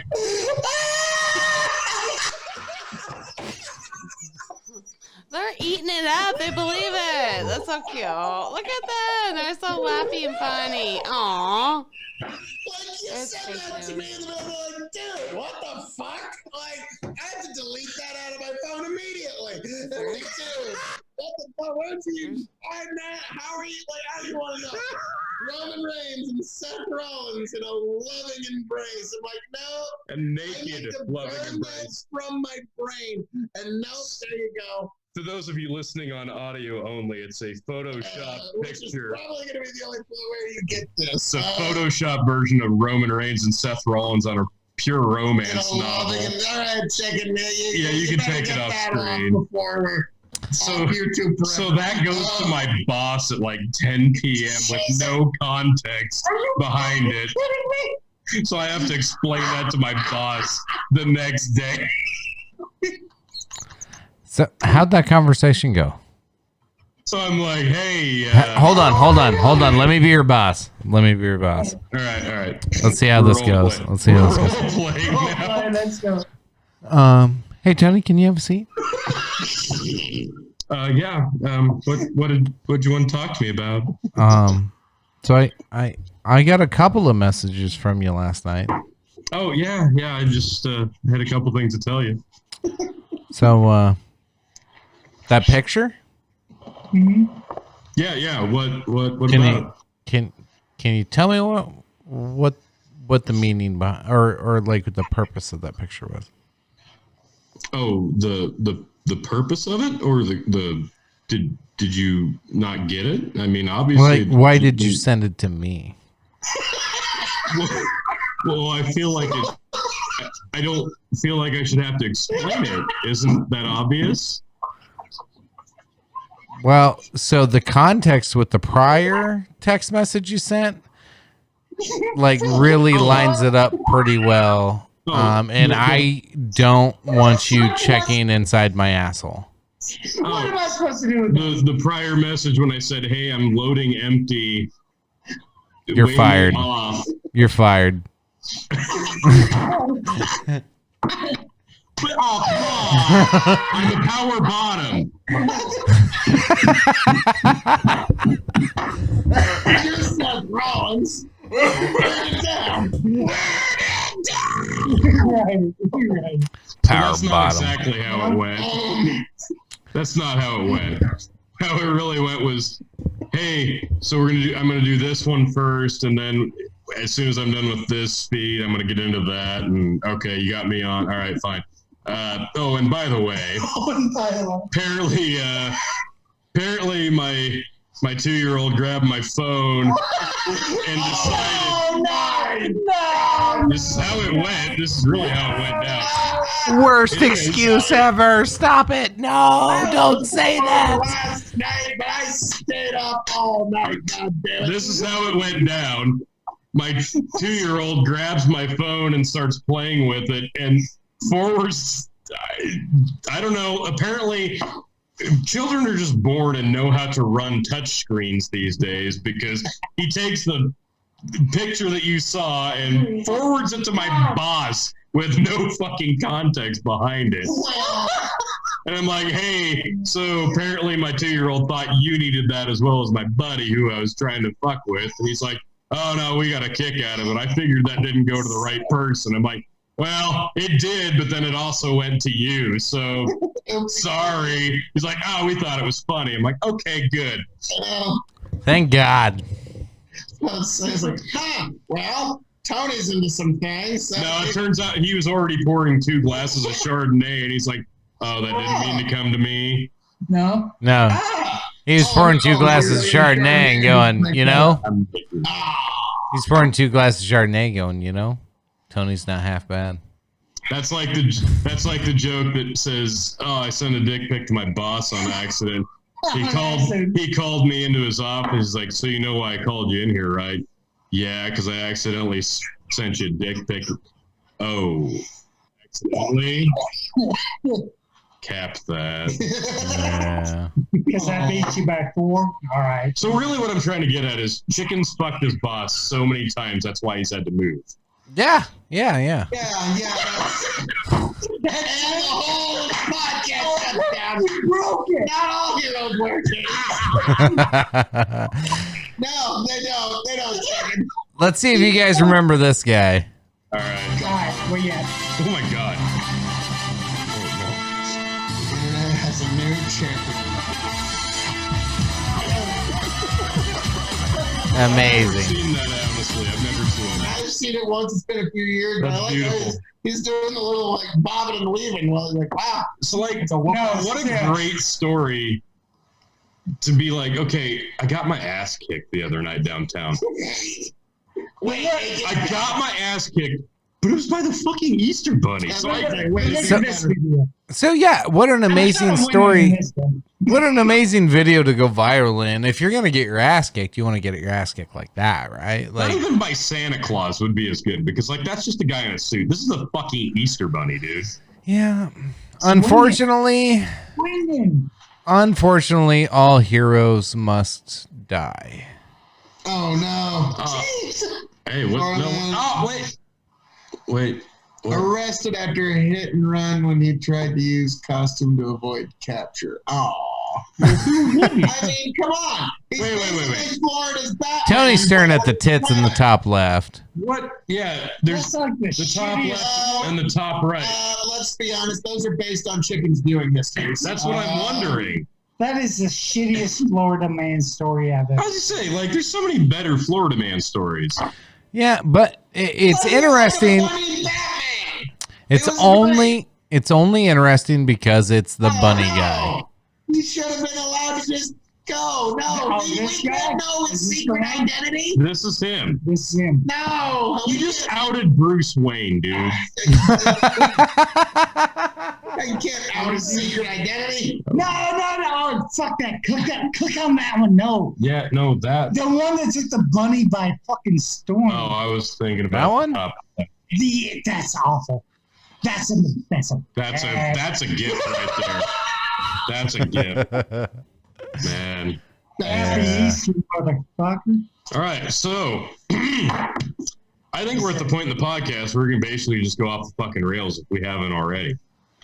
There were rails? For a while, yeah, I don't know what rails there were, but I was about to say, we're deep into this, and we haven't even touched on any relevant news topics of the week, and fuck them, too. Yeah. I've tried. I've fucking tried. Kobe died. Yeah, what? I didn't read it. All right, let's go back to that then. Bringing it all full circle. Well, yeah, Tony and I, we're in Royal Rumble. We're in our, like, happiness world. And then I look at my phone, Kobe Bryant died. Shit. Okay. I'll worry about that when I land back. I literally went downstairs into the lobby and got to watch a few people actually react in real time to that news. It was a surreal moment, honestly. So okay, so the Kobe thing, I get it. I get it. Like I do, but like, is it too late? Is it too early to be like, I'm fucking tired of it? So this is a real story here, by the way. And I know it might not be super big on your screen at home, but for those just listening, it says Google search for when did Kobe Bryant die no longer lists January 26th as date of assassination, because that is what it originally said after Kobe died. When you looked it up, when did Kobe Bryant die, or how did Kobe Bryant die? It said date of assassination, and it gave January 26th as the date. Illuminati is the symbol Phil's given me. Bad filters. Yeah, fuck. Here's the point of the podcast where we tickle the clit that is Phil and Chicken's fascination with conspiracy theories. I did see Phil. Did you see Michael Malice? I think it was Michael Malice posted a fake tweet from Kobe Bryant of what you just said. That I had information on Hillary Clinton. Now that's kind of a meme. Whenever a celebrity dies, I have information that will lead to the rest of Hillary Clinton. I remember even when Notre Dame burned down. It was a tweet from Notre Dame. I have information that will lead to the arrest. Yeah. So maybe a wee bit in bad taste, but you know what? Hey, 3 would do. When you're a major high-profile human being, that's good. So it's unfortunate, but that's the way it is. So it is unfortunate, and obviously he was a big sports hero, and to many sports fans he was a huge deal, of course. But then there's sides to every story, and there's sides to everybody's life, and I don't know. I don't trust anybody I don't really know, and it's hard to look at the Hollywood elite or any elite status people and just listen to them and say this person was a great person. Well, I want to believe that, but you think you're a good person and I think you're a horrible person. So when a horrible person says that somebody else is a great person, I don't fucking know. So it's really hard to judge people sometimes. Nobody's perfect. No, we're not gonna check out of this life as a perfect human being, but no. You know, I mean, what I'm getting at, Phil, though, is like everybody's trying to say that it's forbidden to talk about Kobe's past. What was Kobe's old number? Which one? There's 24, and then what was his number? Was it like number 8? Is it 8? Right. Yeah. So what, Phil, I think you're the one that told me. What was the joke? Oh, it was a Daniel Tosh joke. It's like, oh no, number 8 is the rapist. Number 24 just got a great point shot. Not my joke, but nobody's perfect. Now these were all allegations. In court, he was ultimately vindicated. Yeah, to be fair. But these are the chapters of our lives that make up who we are. Kobe was not a perfect human being, but he was a man that, you know, he played a good game, and, you know, for his efforts, he tried to leave the world better than he found it. So can't really begrudge the man. And the real tragedy to me is the families. Yeah. Like everybody, like, you know, like if it was just one person alone, that wouldn't be so, you know, like every person's a tragedy, but when you compound it like that, that's when it like, and I understand if people would get offended by me being flippant, but. Because it was a total of 9 people, correct? Yes, 9 people. Most of them children. Kobe, his daughter, plus a couple other people that were an entire family, and yeah, it's easy to get, you know, swarmed in the immediate meme culture that follows such things that are the dark web of memes and all the distaste that goes with it that people shrug off and laugh at because that's how we as a society cope with things like this. But I don't know. I don't know. It's unopened. So when it came to the too early jokes, I think Ari Shaffir took the cake. Did you guys see any of that? No. What's that? Like Ari Shaffir, like fucking like went balls deep on the rape thing, right off the bat. Like, and like so for those that don't know, Ari Shaffir is like he's slowly becoming a really famous comedian because he's friends with Bill Burr and Joe Rogan and a lot of these top names.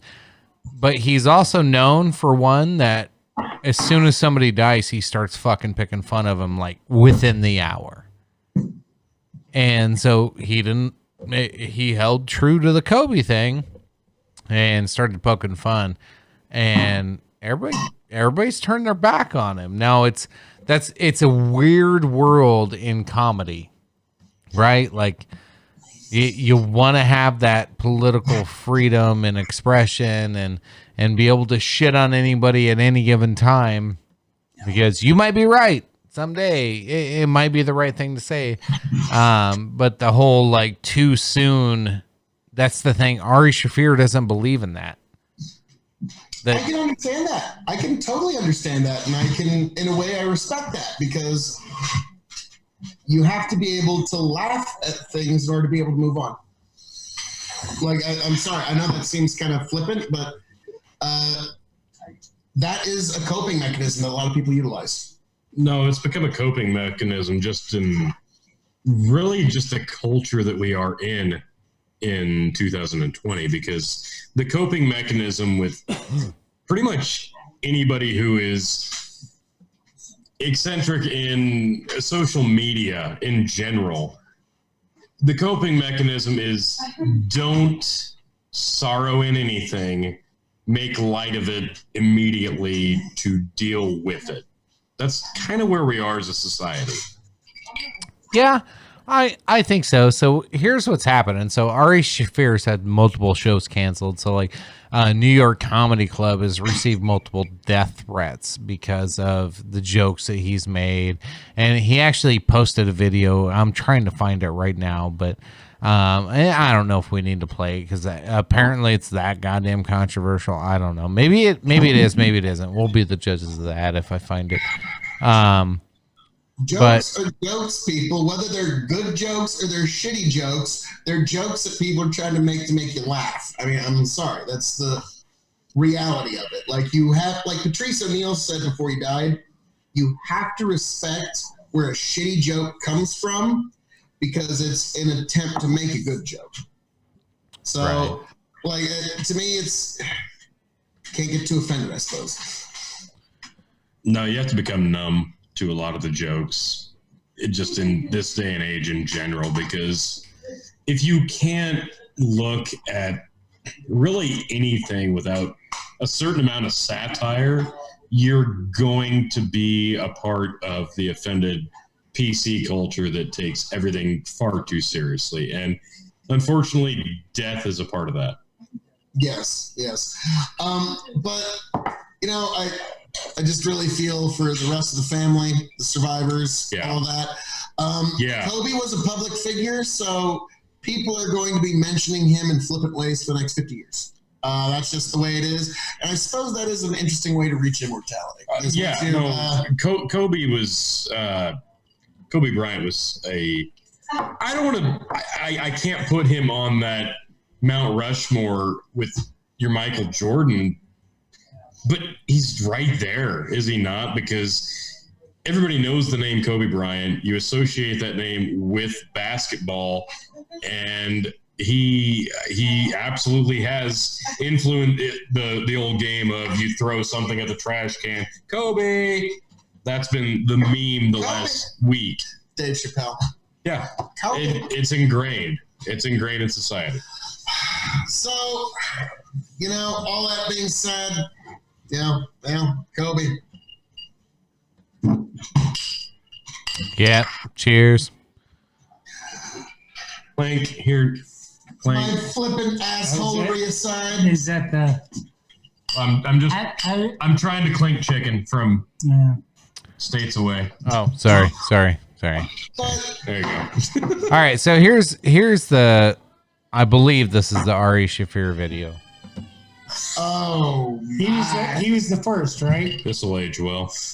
Yeah, this will age really well. No, I love Ari. As I know, there's always a lot of hate and pain in the world, and there's always a bunch of terrible stories. And every once in a while, there's a good story. A good story comes out. The guy who got away with rape got his today. Kobe Bryant is gone. I'm here in Charlotte, the home of the team that originally drafted him. Maybe he never got that pick in Denver if he had stayed in Charlotte with the Hornets. But anyway, the point is, dude, it's like, as I know, there's always a lot of like hate and pain in the world, and there's always a bunch of terrible stories. And every once in a while, there's a good story. A good story comes out. The guy who got away with rape got his today. Kobe Bryant is gone. I'm here in Charlotte, the home of the team that originally drafted him. I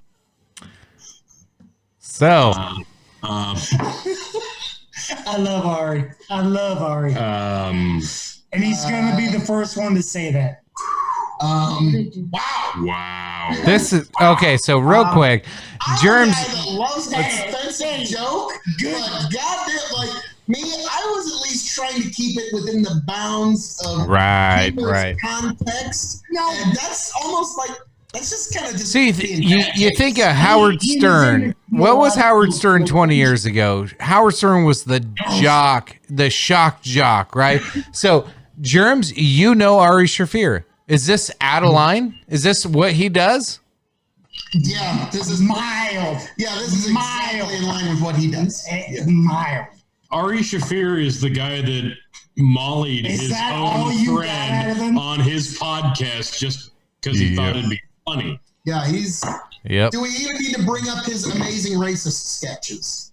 Okay, like he's a guy that always tries to push the boundaries, but God damn, like where was the punchline there? I'm sorry, that was just he's fucking dead. Fuck you. Wow. Like that wasn't.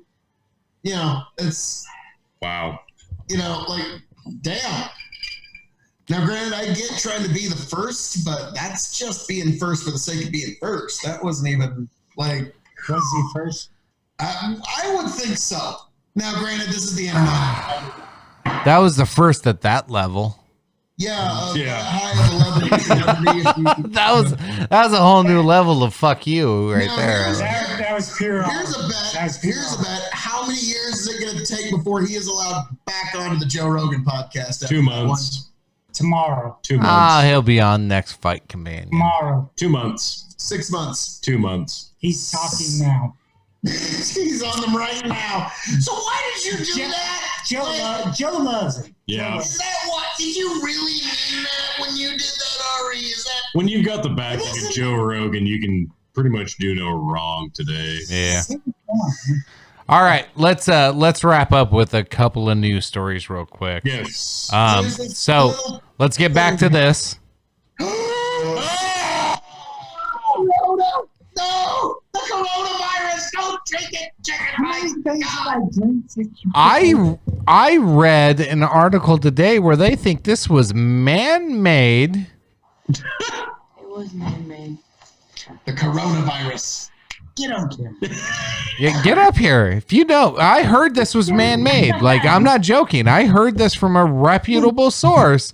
That this is a man-made virus, and that not only has China been hiding this and not talking about it, not telling the world about it, like it was scientific deal. This is fucked up shit. Like the coronavirus, like I like how virus. The only good line I heard, and I used it earlier. Put a lime in your ID. That's it. You have the coronavirus, put the lime in. Yeah, need some citrus. How many Okay. millions are under quarantine right now in China? Like, do you know? Have you heard the numbers? Like, it's exaggerated anywhere from a couple million up to 15 million people. Well, it's getting crazier. It's getting crazier by the minute right now because like the WHO has like made this an international issue now, and Russia shut down their fucking borders with China. So they, of all fucking people, Russia's saying fuck you, get the fuck out because they had a case actually show up in their country now. Yeah. They're trying to build 4 hospitals right now. 4 hospitals. Yeah, like now, there's this kind of funny meme online where it's like, you know, everybody, oh, I'm sick. I should probably stay home. And then it shows everyone in China. Travel time. It's like, what? Come on! And it's actually part of their superstition that if you actually give the sickness to someone else, that the sickness will leave you. So there's actually people recording people spitting on elevator buttons, trying to spread the virus to other people, so that they, in their superstition, will believe that it will leave them. And that is why so many people are quarantined in China. is that a creepypasta or is that real? No, that is a... it sure fucking sounds like it, though, doesn't it? Holy shit. Enjoy your iPhones, fuckers. Enjoy your Samsung because it's made there too. Made it through this podcast. All of it is. What are we kidding? The U.S. declared a health emergency. Oh, I'm sure. I'm sure off camera, miss. What is the actual? Do we have? Get on camera. Do we have a number on the actual confirmed cases. So I don't know what the actual confirmed cases is, but it's like 100 worldwide. It's like 200 people dead, most of them in China, and it's only like 2% of people that have been diagnosed. Now, like that if you watch the chart, like if you can see my hand here on the screen, and for those just listening in, I'm at the bottom left of the screen, and it goes kind of smooth, and then all of a sudden about halfway through it just goes woof, and it fucking takes off. So like you watch the infection rate, it is just skyrocketing right now over the last couple of weeks. Now the issue in what I was trying to allude to earlier is that China was lying. This shit has been like likely has been there and discovered months ago, and they did not fucking let anybody know. And now it's gotten out of their hands, and now it's spreading to other countries on multiple continents. And what about that? What about Where the fuck were you 2 months ago? Yeah. Right, I know. Do you guys see the similarities between that and Raccoon City? You guys see those shit? All that shit? Yes, I did. The logo. What's Yeah, the logo. Yeah, I saw that. Fucking weird, isn't it? Well, the thing is now it's every 1,000 years we have a plague, and they think this is going to be the plague because we fall on the calendar year of every 1,000 years. So, is this the one? What's that? Well, yeah, we made it through 2012. So. 1,000 years hasn't passed, guys. Then we can ravage. Now, it's on the dot. That's just superstitious mathematical thinking. Look, humans. Which 1,000 are you talking about? Exactly. The Jesus 1,000 or 1,000 all in a row? Like, whoa. But pass me to me, this is gonna. Guess what? The coronavirus isn't gonna be the pandemic that destroys all of humanity. World War III didn't break out. It's not. And Trump is still your president.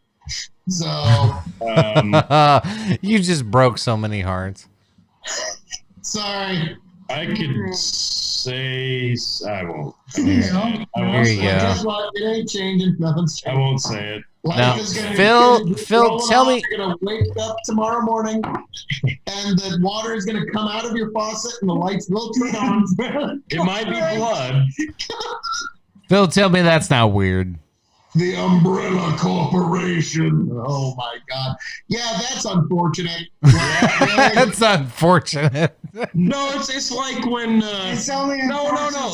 That is exactly like when Archer had to change the name of their spy agency because shit, some fucking terrorists decided to call themselves ISIS.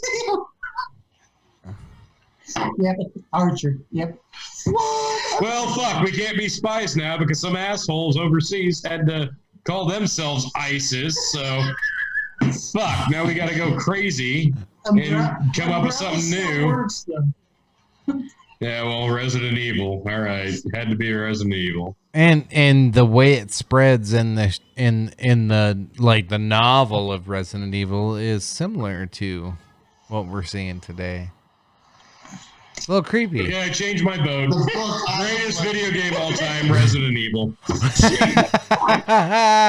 Fucking spot on. If that one turns out to be a historical documentary in about 10 years, then yes, I'll admit to being wrong. Then we're all in a simulation. If that comes true in 10 years, I don't think we'll be doing a podcast. We'll be mutated. We'll be mutated elephants fucking each other. Welcome, one and all, to the Revolutionary Wrestling Podcast for our taste test and review of shooting zombies and human flesh. Yeah, I mean, come on, that would be awesome. Now this corpse tastes great with a nice saute and a buffalo sauce. This corpse not so great with a sweet sour. You know, the proper age, you got to keep them at this. You got to keep the corpse at a certain temperature at a certain age, and I recommend a slow cook crock pot. I'm like Hank from the Venture Brothers. You started this. All right. Oh fuck. But well, so in reality, this is going to be a virus that It's going to be pretty bad. It's going to be like a flu, but it's not going to be like the 1917 Spanish flu. It's not even going to be as big as SARS. I'm going to be honest with you. We have the kind of brain where we think any kind of virus, we immediately think, oh my God, well, that's just how we are. Yeah, you mentioned that, and it's like it was SARS, it was swine flu, it was fucking bird flu. It's like it's just all these goddamn fucking flus every goddamn year. SARS was 10% mortality rate. This thing is 2%. What about West Nile? You're forgetting West Nile. West Nile's like 0.5%. Even Ebola has 10 years. Even when that one's with a very high mortality West rate, Nile, the pandemic 15. spread rate isn't very big. So I think can't figure out who's sudden. Yes, this one's going to be bad, and I really feel bad for anybody that gets hit with the infection, and I hope the best for you. Yeah. Sure. This isn't going to be the world killer virus. I'm sorry. I know we all. Let's hope. Let's hope. Just keep some. I hope you're wrong. Keep some hand sanitizer. No, you hope I'm right. This isn't going to be the destroyer of the world. Tony wants people to die. Wait, hang on. Let me do the Willy Wonka. Stop, wait, reverse it. Go. What? The real Willy Wonka. Too late, dude. Too late. I can't fucking edit this. Like, I gotta leave this in. That's pure. Yeah, the real Willy Wonka. This is the money, Cliff. The real Willy Wonka, not Johnny Depp. Oh my God. But so moving on to the one topic that we've been strangely avoiding this evening. Oh God, no. You know, there's a reason why we avoid it. You know, it's true. Much like I am a great champion, guess what? Trump is still your president.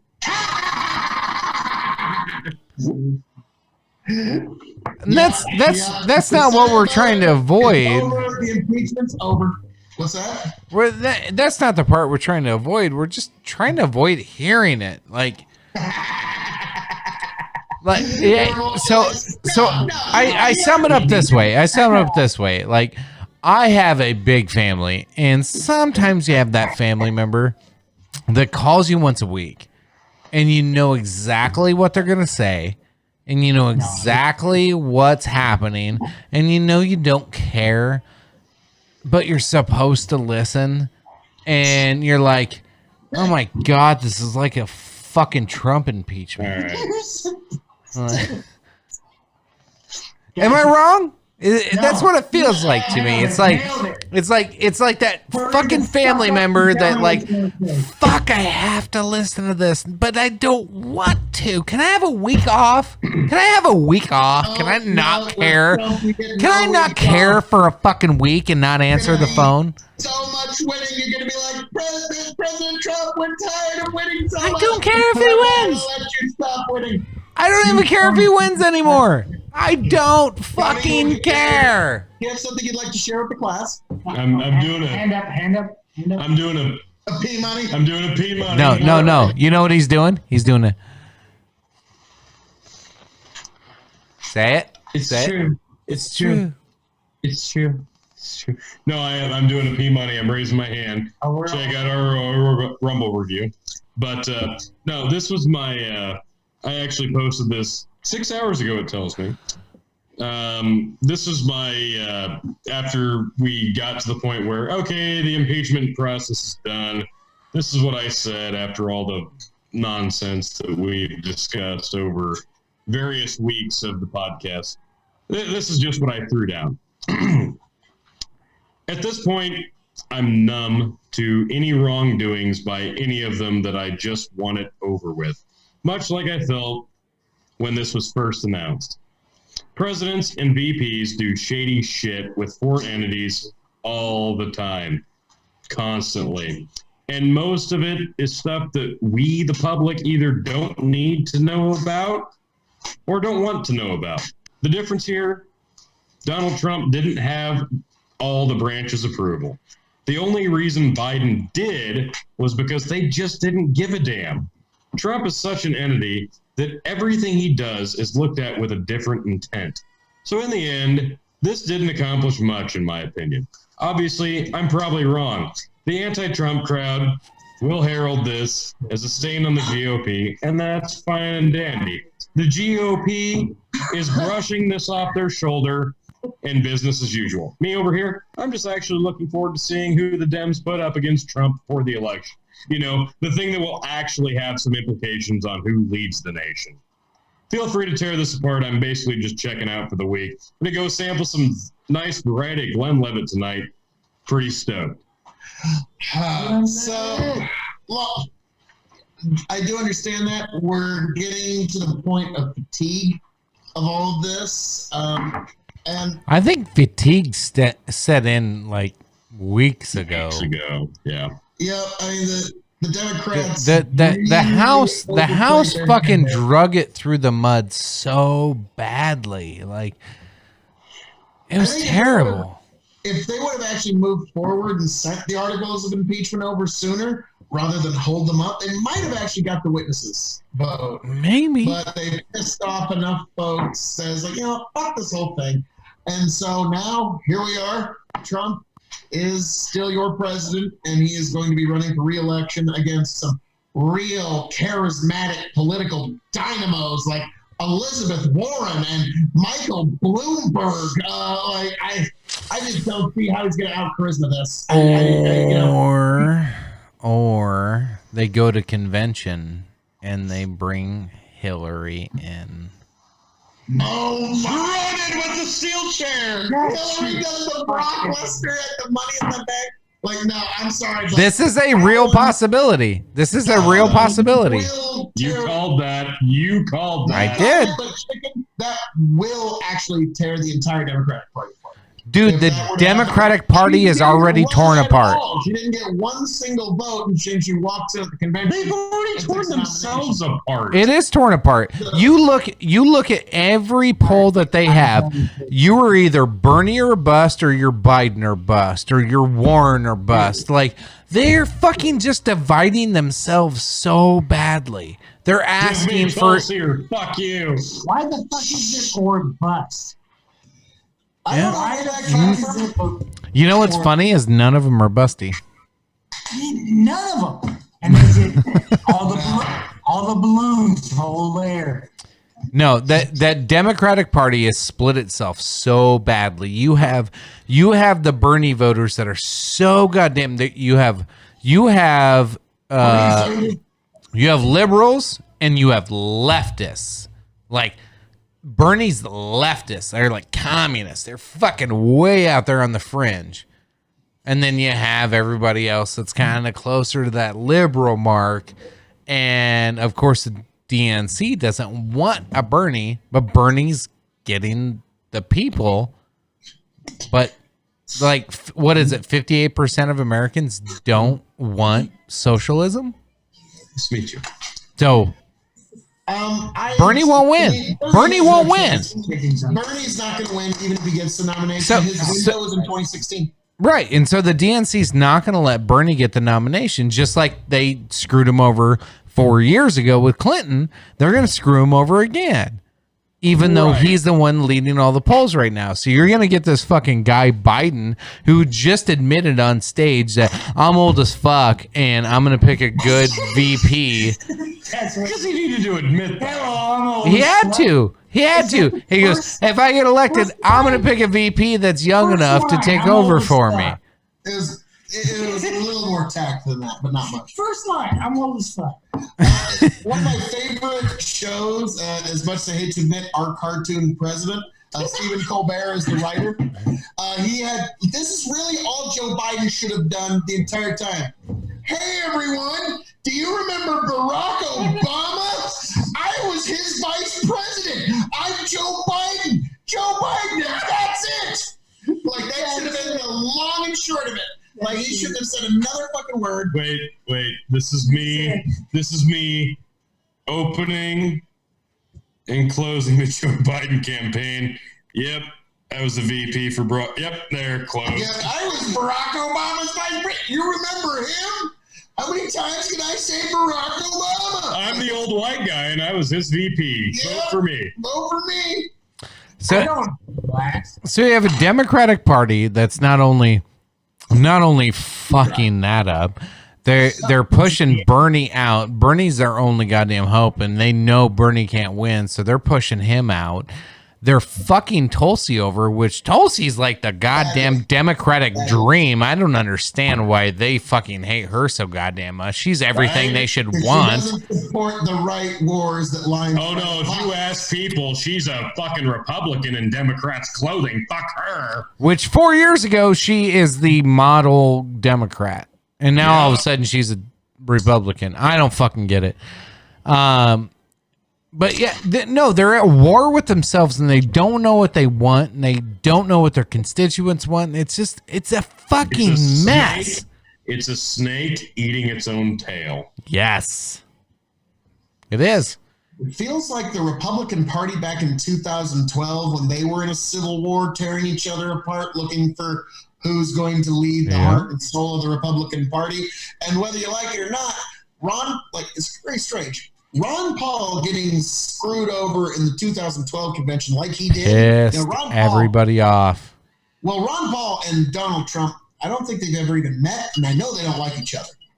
But if it wasn't for, he did push his son out of contention for this presidency. But if it wasn't for the Ron Paul movement getting pushed out like it did, we wouldn't have Donald Trump. And I'm almost wondering what's going to happen here on the Democrat side, what's going to arise in the post of that. No, I think you're right. Because that led to, Tea Party was already coming up and around, but that led to I don't know if it led to any far right push, but it led to unity on the Republican side. But when the Republican side unifies, it tends to cause the left to just fucking drive farther left and just fucking go into that ditch and pull everybody else with them. Phil, is anybody staying? You get what the analogy I'm making is? The leftists drove so far into that fucking left ditch, and they're trying to pull everybody else with them. Has the Republican Party shifted left with them now? You don't have to touch Tony in answering this question. Actually, according to polling, Chicken, no, no, it hasn't. Hi, Tony. How we doing?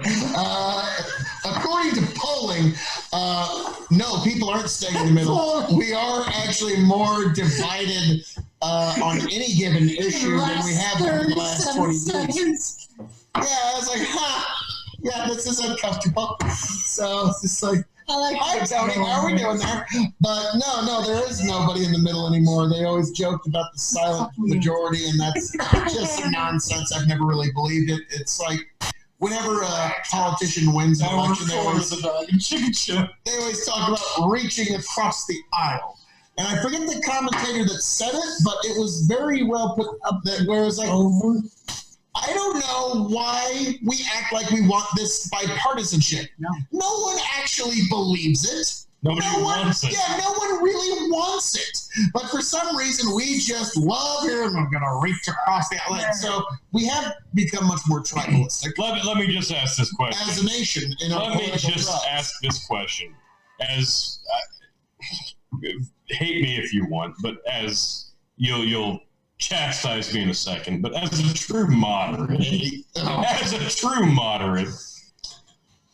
what the fuck would you actually enjoy about Republicans and Democrats reaching across the aisle and shaking hands and reaching a mutual agreement on really any issue? Would you really enjoy that? Honestly, at this point in American politics, I think the bad blood's gotten too deep. I don't think there is that reconciliation coming anytime soon. So Tony, to answer your question on my end, I think what we see in day-to-day life is normal people can do that. Me as in, I'm more of a centrist more than anything, and Phil's a hard righty. Maybe you two just don't don't want to admit the principles you actually stand for. I'm sorry. This whole centrism thing is like, I'm a centrist. I am so above it all. Like, but to me, I don't like, believe it. Like, in real life, when it comes to me and Phil making a decision about property or taxes or something between the two of us, like if we had to make some kind of governance between the two of us, we could make that deal. We could shake hands and we could make a compromise and make each other happy. But you can't do that with 300 plus million people. It's not possible. So government is a fucking joke because they can't govern people that way. It doesn't work on this mass scale. They want everything to just flow seamlessly across, and it's all butterflies and rainbows, and Republicans and Democrats are gonna hug and kiss and love each other. No, they fucking won't. They hate each other. Yeah. It's kind of like I was at a bar one time, and somebody was talking about how, oh, I'm so moderate, and I'm more moderate than thou. It's like, so let me ask you something. Do you hate the really far left socialists? No, I'm moderate. Well, they fucking hate you a lot, so maybe you should understand the world you're living in here. They would march you off to the gulags given half a chance. So maybe understand the world you're living in. So I always look at moderates with a bit of skepticism, and it's like, okay, what are the principles that you're willing to plant that flag in and not be moved on? Because the world and the universe revolves around those who plant their feet on the principle and will not be moved. Yeah. So, and with those folks, Phil, I tend to find 75% of them, if you challenge them on a God-given right, if you tell them that, hey, what would you do if this happened? And then challenge them on constitutional right, they back off and they go, you know what, you're right, and I should probably pull my shit together, and I should probably get my ducks in order. Whether that's flag burning, and I've been caught on that one before. I find myself more libertarian, but yet I'm still kind of a centrist. I'll tell myself a little bit. I got caught in a Facebook trap, but I still don't like it. Like, it still just burns me. Somebody had posted a Facebook message of Trump wants to sign a bill banning the burning of American flags. So I just liked it. I clicked the little button and racist, uncouth piece of shit, mother. I'm trying to save you, motherfucker. Sit down. Thank you for taking a stand. You click that button. So you know what I got attacked for? Soldier. Thank you. No. You know what I got attacked for? What's that? That existing? It's not constitutional. I got attacked from libertarians. Well, now honestly, the libertarian stance. This is my stance on it. You do have freedom of speech. You can burn a flag or display a Confederate flag or whatever you like. I just think you're an asshole. Thank you. That was the point I was making. Have freedom to do it, but I just think you're kind of a fucking asshole that's looking for attention. Sorry. You have the freedom to do it, but we also have the freedom to look at you like a piece of shit. Yes. Yeah. There is no. That's freedom. Why do you think there's no fucking consequence to your goddamn action? Yeah. But there's not. That's the point of being free, right? Now I understand. America. Fuck yeah. Yeah, these are the interesting questions, but that can, to me, questions like that are like kind of like a flare at night in the middle of a battle. For that one moment that the flare goes up, you can see where everyone is, and then you're back in darkness again. But it's just those momentary times in our culture when these certain topics flare up. It's like, okay, you get to see where everybody actually stands on the moral landscape for a moment. And so that's what I find useful and interesting about these types of topics. I'm going to disagree because I think that with my perfect sterling analysis. Yeah, I apologize. Straight up. Yeah. Let's hear the extent. Every word. Let's hear the extent that you're wrong, Tony. This is the point where Phil, as a fake 2-belt champion, engulfs us in his partisan nonsense. What Phil is wrong about, and my reflection looks goddamn beautiful, almost as good as it does in my selfie camera. Phil's not entirely wrong, but what he's missing the boat on is the actual impactfulness of the issue. What we as a society really give a flying fuck about is not the issue itself. It's how the rest of society perceives the issue. We will not actually take a stance as a community until we gauge how the community gauges that issue itself. You can put your idea out there, and that's great that you have an original thought, but as soon as that original thought's out there, that's when the fucking piranhas leech onto it and go, no, hang on, let me read how the rest of the community is thinking on this, and then I'm going to jump on that bandwagon, and I'm going to blow that fucking opinion up and exaggerate it. So they use groupthink to tear you apart. It's a wolf pack mentality. Yeah. Cause of mass destruction. But I understand what you're saying there. We have become political tribes. Yep. In the 21st century. Oh God, yes. And people, like, it's very strange. Like some of the forums I go onto, and I'm sure you see it. Oh yeah. People treat the victory of their political tribe as if their very survival depends on it. Yep. Like, have you experienced that at all, Chicken? Oh yeah.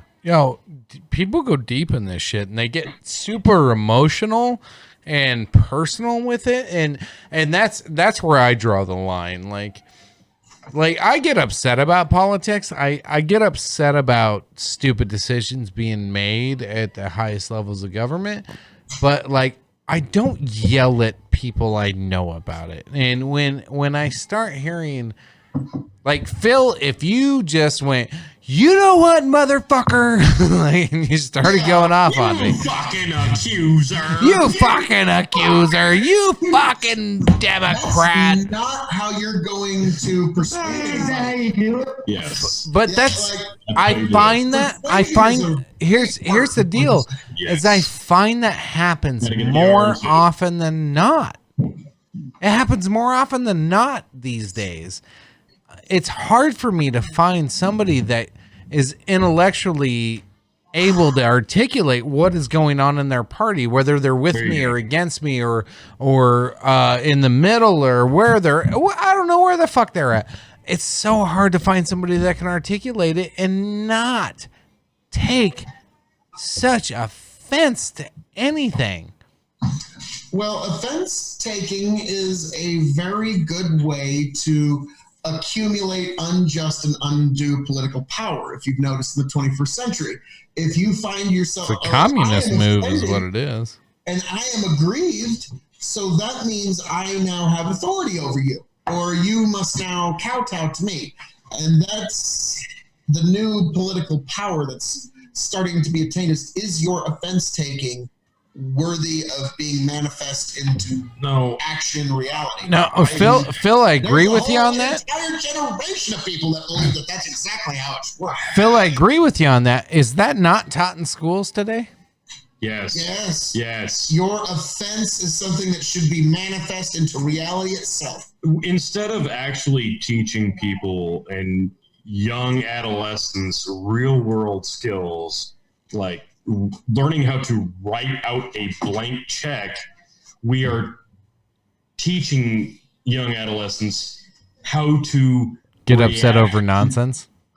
Yes, react to things that they have no real power over in such a dramatic way.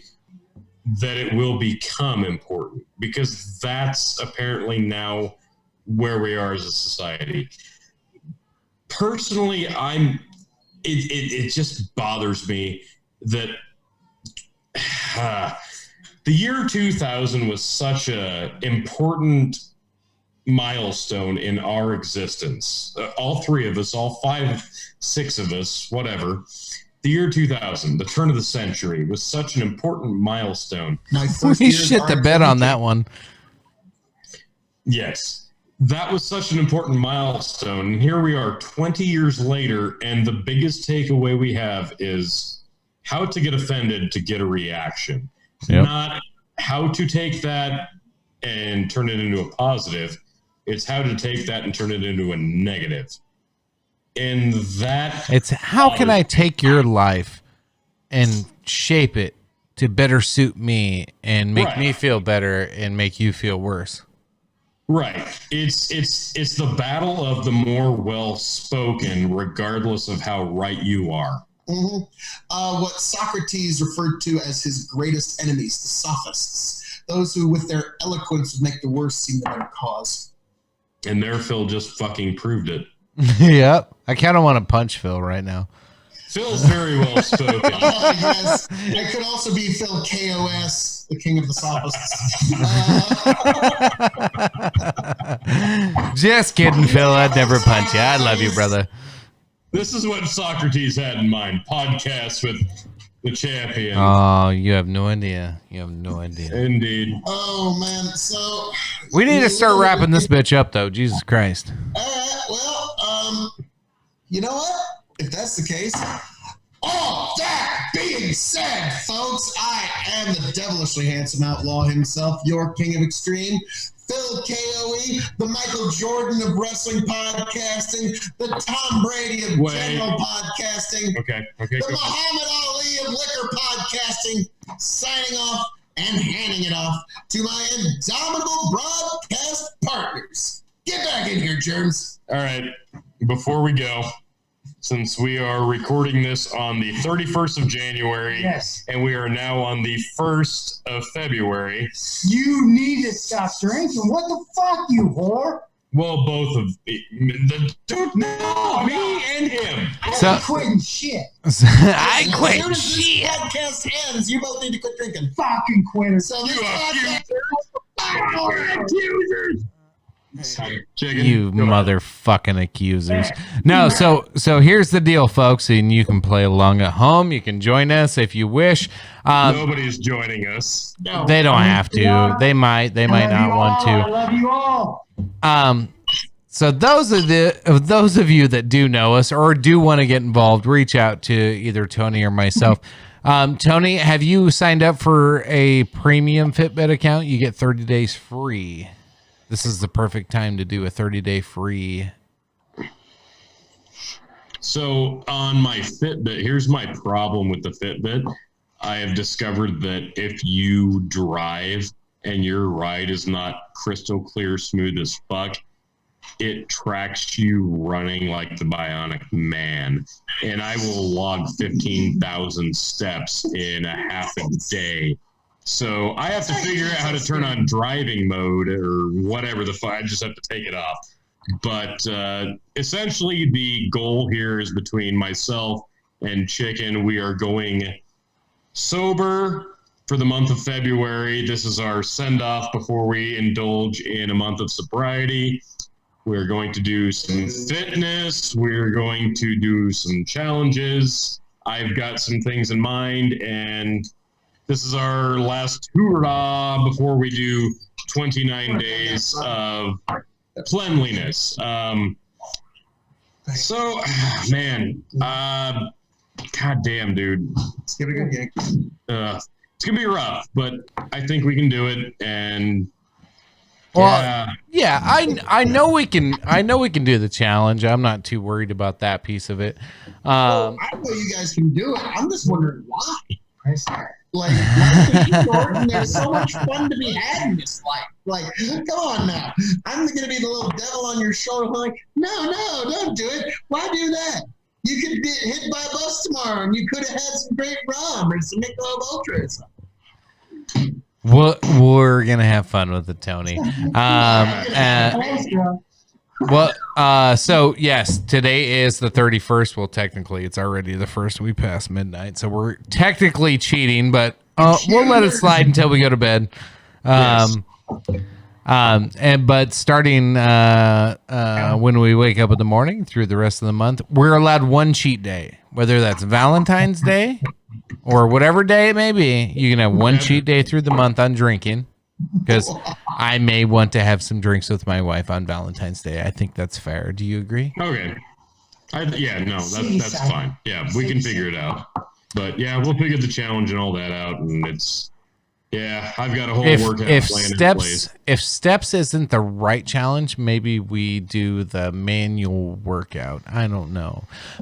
So sign up for the premium Fitbit, Tony. Do you use the 30-day free thing? Because it gives you a fuck ton more options, and then we can track a shit ton more stuff. We can start that tomorrow, and then we got to weigh in. We have weigh-ins tomorrow. So wait, do one of you win something? Like if the other one can't make it anymore and they're just like, fuck it, I can't go sober anymore. Like, is there anything on the line here? I don't know if there's anything on the line other than pride. I don't know. Should we have actually, I could use some pride. Whoever loses has to give the other one a reach around. Jeremy, I could use some pride. Well, Tony, you should probably keep that one to yourself. But I would say, hell, I don't know. Unfortunately, we don't have another belt on hand. Maybe this is how Tony becomes Tony 2 belt. I'm going to become Tony 4 belts at this point, guys. This is how it begins. No fucking way you'd beat me on it. I ain't never getting this belt. Neither y'all, gentlemen. So don't worry about that. Tony couldn't beat me in Cowboy Kid. He couldn't beat me in a weight loss challenge. He couldn't beat me in a workout challenge. No. No. You did not just say I could not beat you at Cowboy Kid. Oh my God. I may have went there. Now, it's on. This is why I took time in jiu-jitsu and MMA, because like in fight or flight, it's like I don't really feel like fighting nowhere. So I'm not flighting nowhere. So like, yeah, all right, let's see where this goes. All right, thank God he's run away. Oh my God. Save me having to run. Thank God. All right, let's go around the table. Let's wrap this bitch up. Jeremy, what do you got for the folks? What'd you learn today? Podcasts are fun. There you go. Awesome. Phil, what do you got? What do you got to send everybody off with? All of you at the Dog and Chicken Show, and all of you within the KOE Nation, and all of our fans of the Revolutionary Wrestling Podcast, like, share, subscribe to all of them. We would like to thank our gracious host, Chicken here, for hosting this marvelous podcast. We'd like to thank Hampton Estate for giving Tony a nice little send-off into his self-imposed exile away from the land of fun. And what have I learned? Well, so much. Yes. I've laughed, I've cried, we've all grown as people. But most of all, I've learned it's going to be really fun trying to tempt you two fuckers as much as I can for the next 29 days, because that's a hobby worth having. But Chicken, thank you very much, sir, for hosting this marvelous little time. We laughed, we cried, we found out so much about ourselves. So, all that being said, as your king of extreme, the devilishly handsome outlaw himself, I'm signing off and handing it off to my dominant broadcast partner, Tony G. I learned one thing, and that's what? I fucking love having Jeremy. I love having Jeremy out here. That was great. Let's hear what it is. The whole fucking. Let's hear what it is. The whole. Just one. I think it's fair. I learned one thing. I learned so much about, people in general and the general society of things, and 2020 as a general lifestyle, but really on the cusp of it all it's just going to be fucking glorious when I win this back here within like a month or so. You know, you can dream, but they're nothing more than fans. Yeah. All this in the fucking wrestling? Yeah. You mean reality rolls into our wrestling? That's what you really mean, sir. He's right for once. He's right. Yeah. But yeah. Yeah, I will win the title back, and I will be Tony 2 belts, maybe even 3 belts or 4 belts or 5 belts. How many belts can I have? You gotta earn them. Win belt one first, sir. You gotta earn them, like I do. So yeah. Well, give me one. Earn it. Chicken. We have the one, the tag belts. This has been a interesting excursion. Chicken, what did you learn? Oh my God. Interesting excursion is probably the right way to go about this. You know what I learned? That's hummus. I learned I could buy a belt, win a belt, and steal a belt and become a 3-belt champ. So I mean, Why the fuck is there a poster? I think that's my goal now is okay, so I have a personal challenge with Tony now over the next 29 days of, you know, not worried about most of it. I'm more focused on the physical challenge of it because that's going to be harder to do, right? Like that's going to be the tougher piece to staying motivated on that. So I'm excited about that piece of it. I can't just go run out, shoot squirrels, and have somebody give me a belt. Like that's not going to happen. No, because you're not as good as I am. So I'm sorry you can't do that. Well, no, because I have a life and I don't have time to do that. Yeah, so, let's go with that. It's not the fact that you're not a champion like me. Okay. I got trophies. You want trophies? Oh, man. You don't have a squirrel championship title. You don't have a squirrel title like I have trophies. But not a squirrel title. No, you not a squirrel title. Wrestling podcast champion. I have a car modeling trophy. I have a regional trophy for I have a fresh hero regional trophy. I am the hero of my entire region. A hero. I'm a hero, motherfucker. I'm a hero, motherfucker. Is that Euro or Euro? Euro. So I'm a fucking hero. Anyway, so besides that, so soon I will be challenging for the RWP Championship. It'll be right here on this shoulder waiting for you, Chicken. It'll be over here. Plus this one, plus another one around my waist, plus probably one above my head. Because let's just face it, I'm that draped in gold. Is Tony talking about all the golden dicks he's gonna have? Yes.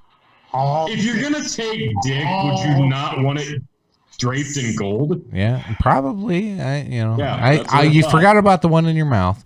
Anyway, yours is draped in bronze, and it tastes like ass. And I'm sorry that yours tastes like shit.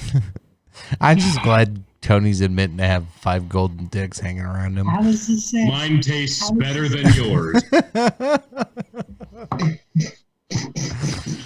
is a very weird excursion. This is not. It's better than y'all's. Oh my God. All right, ladies and gentlemen. All that being said, as Phil always says, I appreciate y'all tuning in. As always, like, share, subscribe. I appreciate you folks. Tony, Phil, Germs, as always, appreciate you jumping on. Give the people a final farewell and a good night. Thanks for letting us. Yes. Now that I finally have time to get all off my chest. Oh my God! I said a farewell, fucker. Check us all out on YouTube, folks. Thank you so much, and we will check you next time, folks. All right, that's it. Appreciate you. Love you. Bye.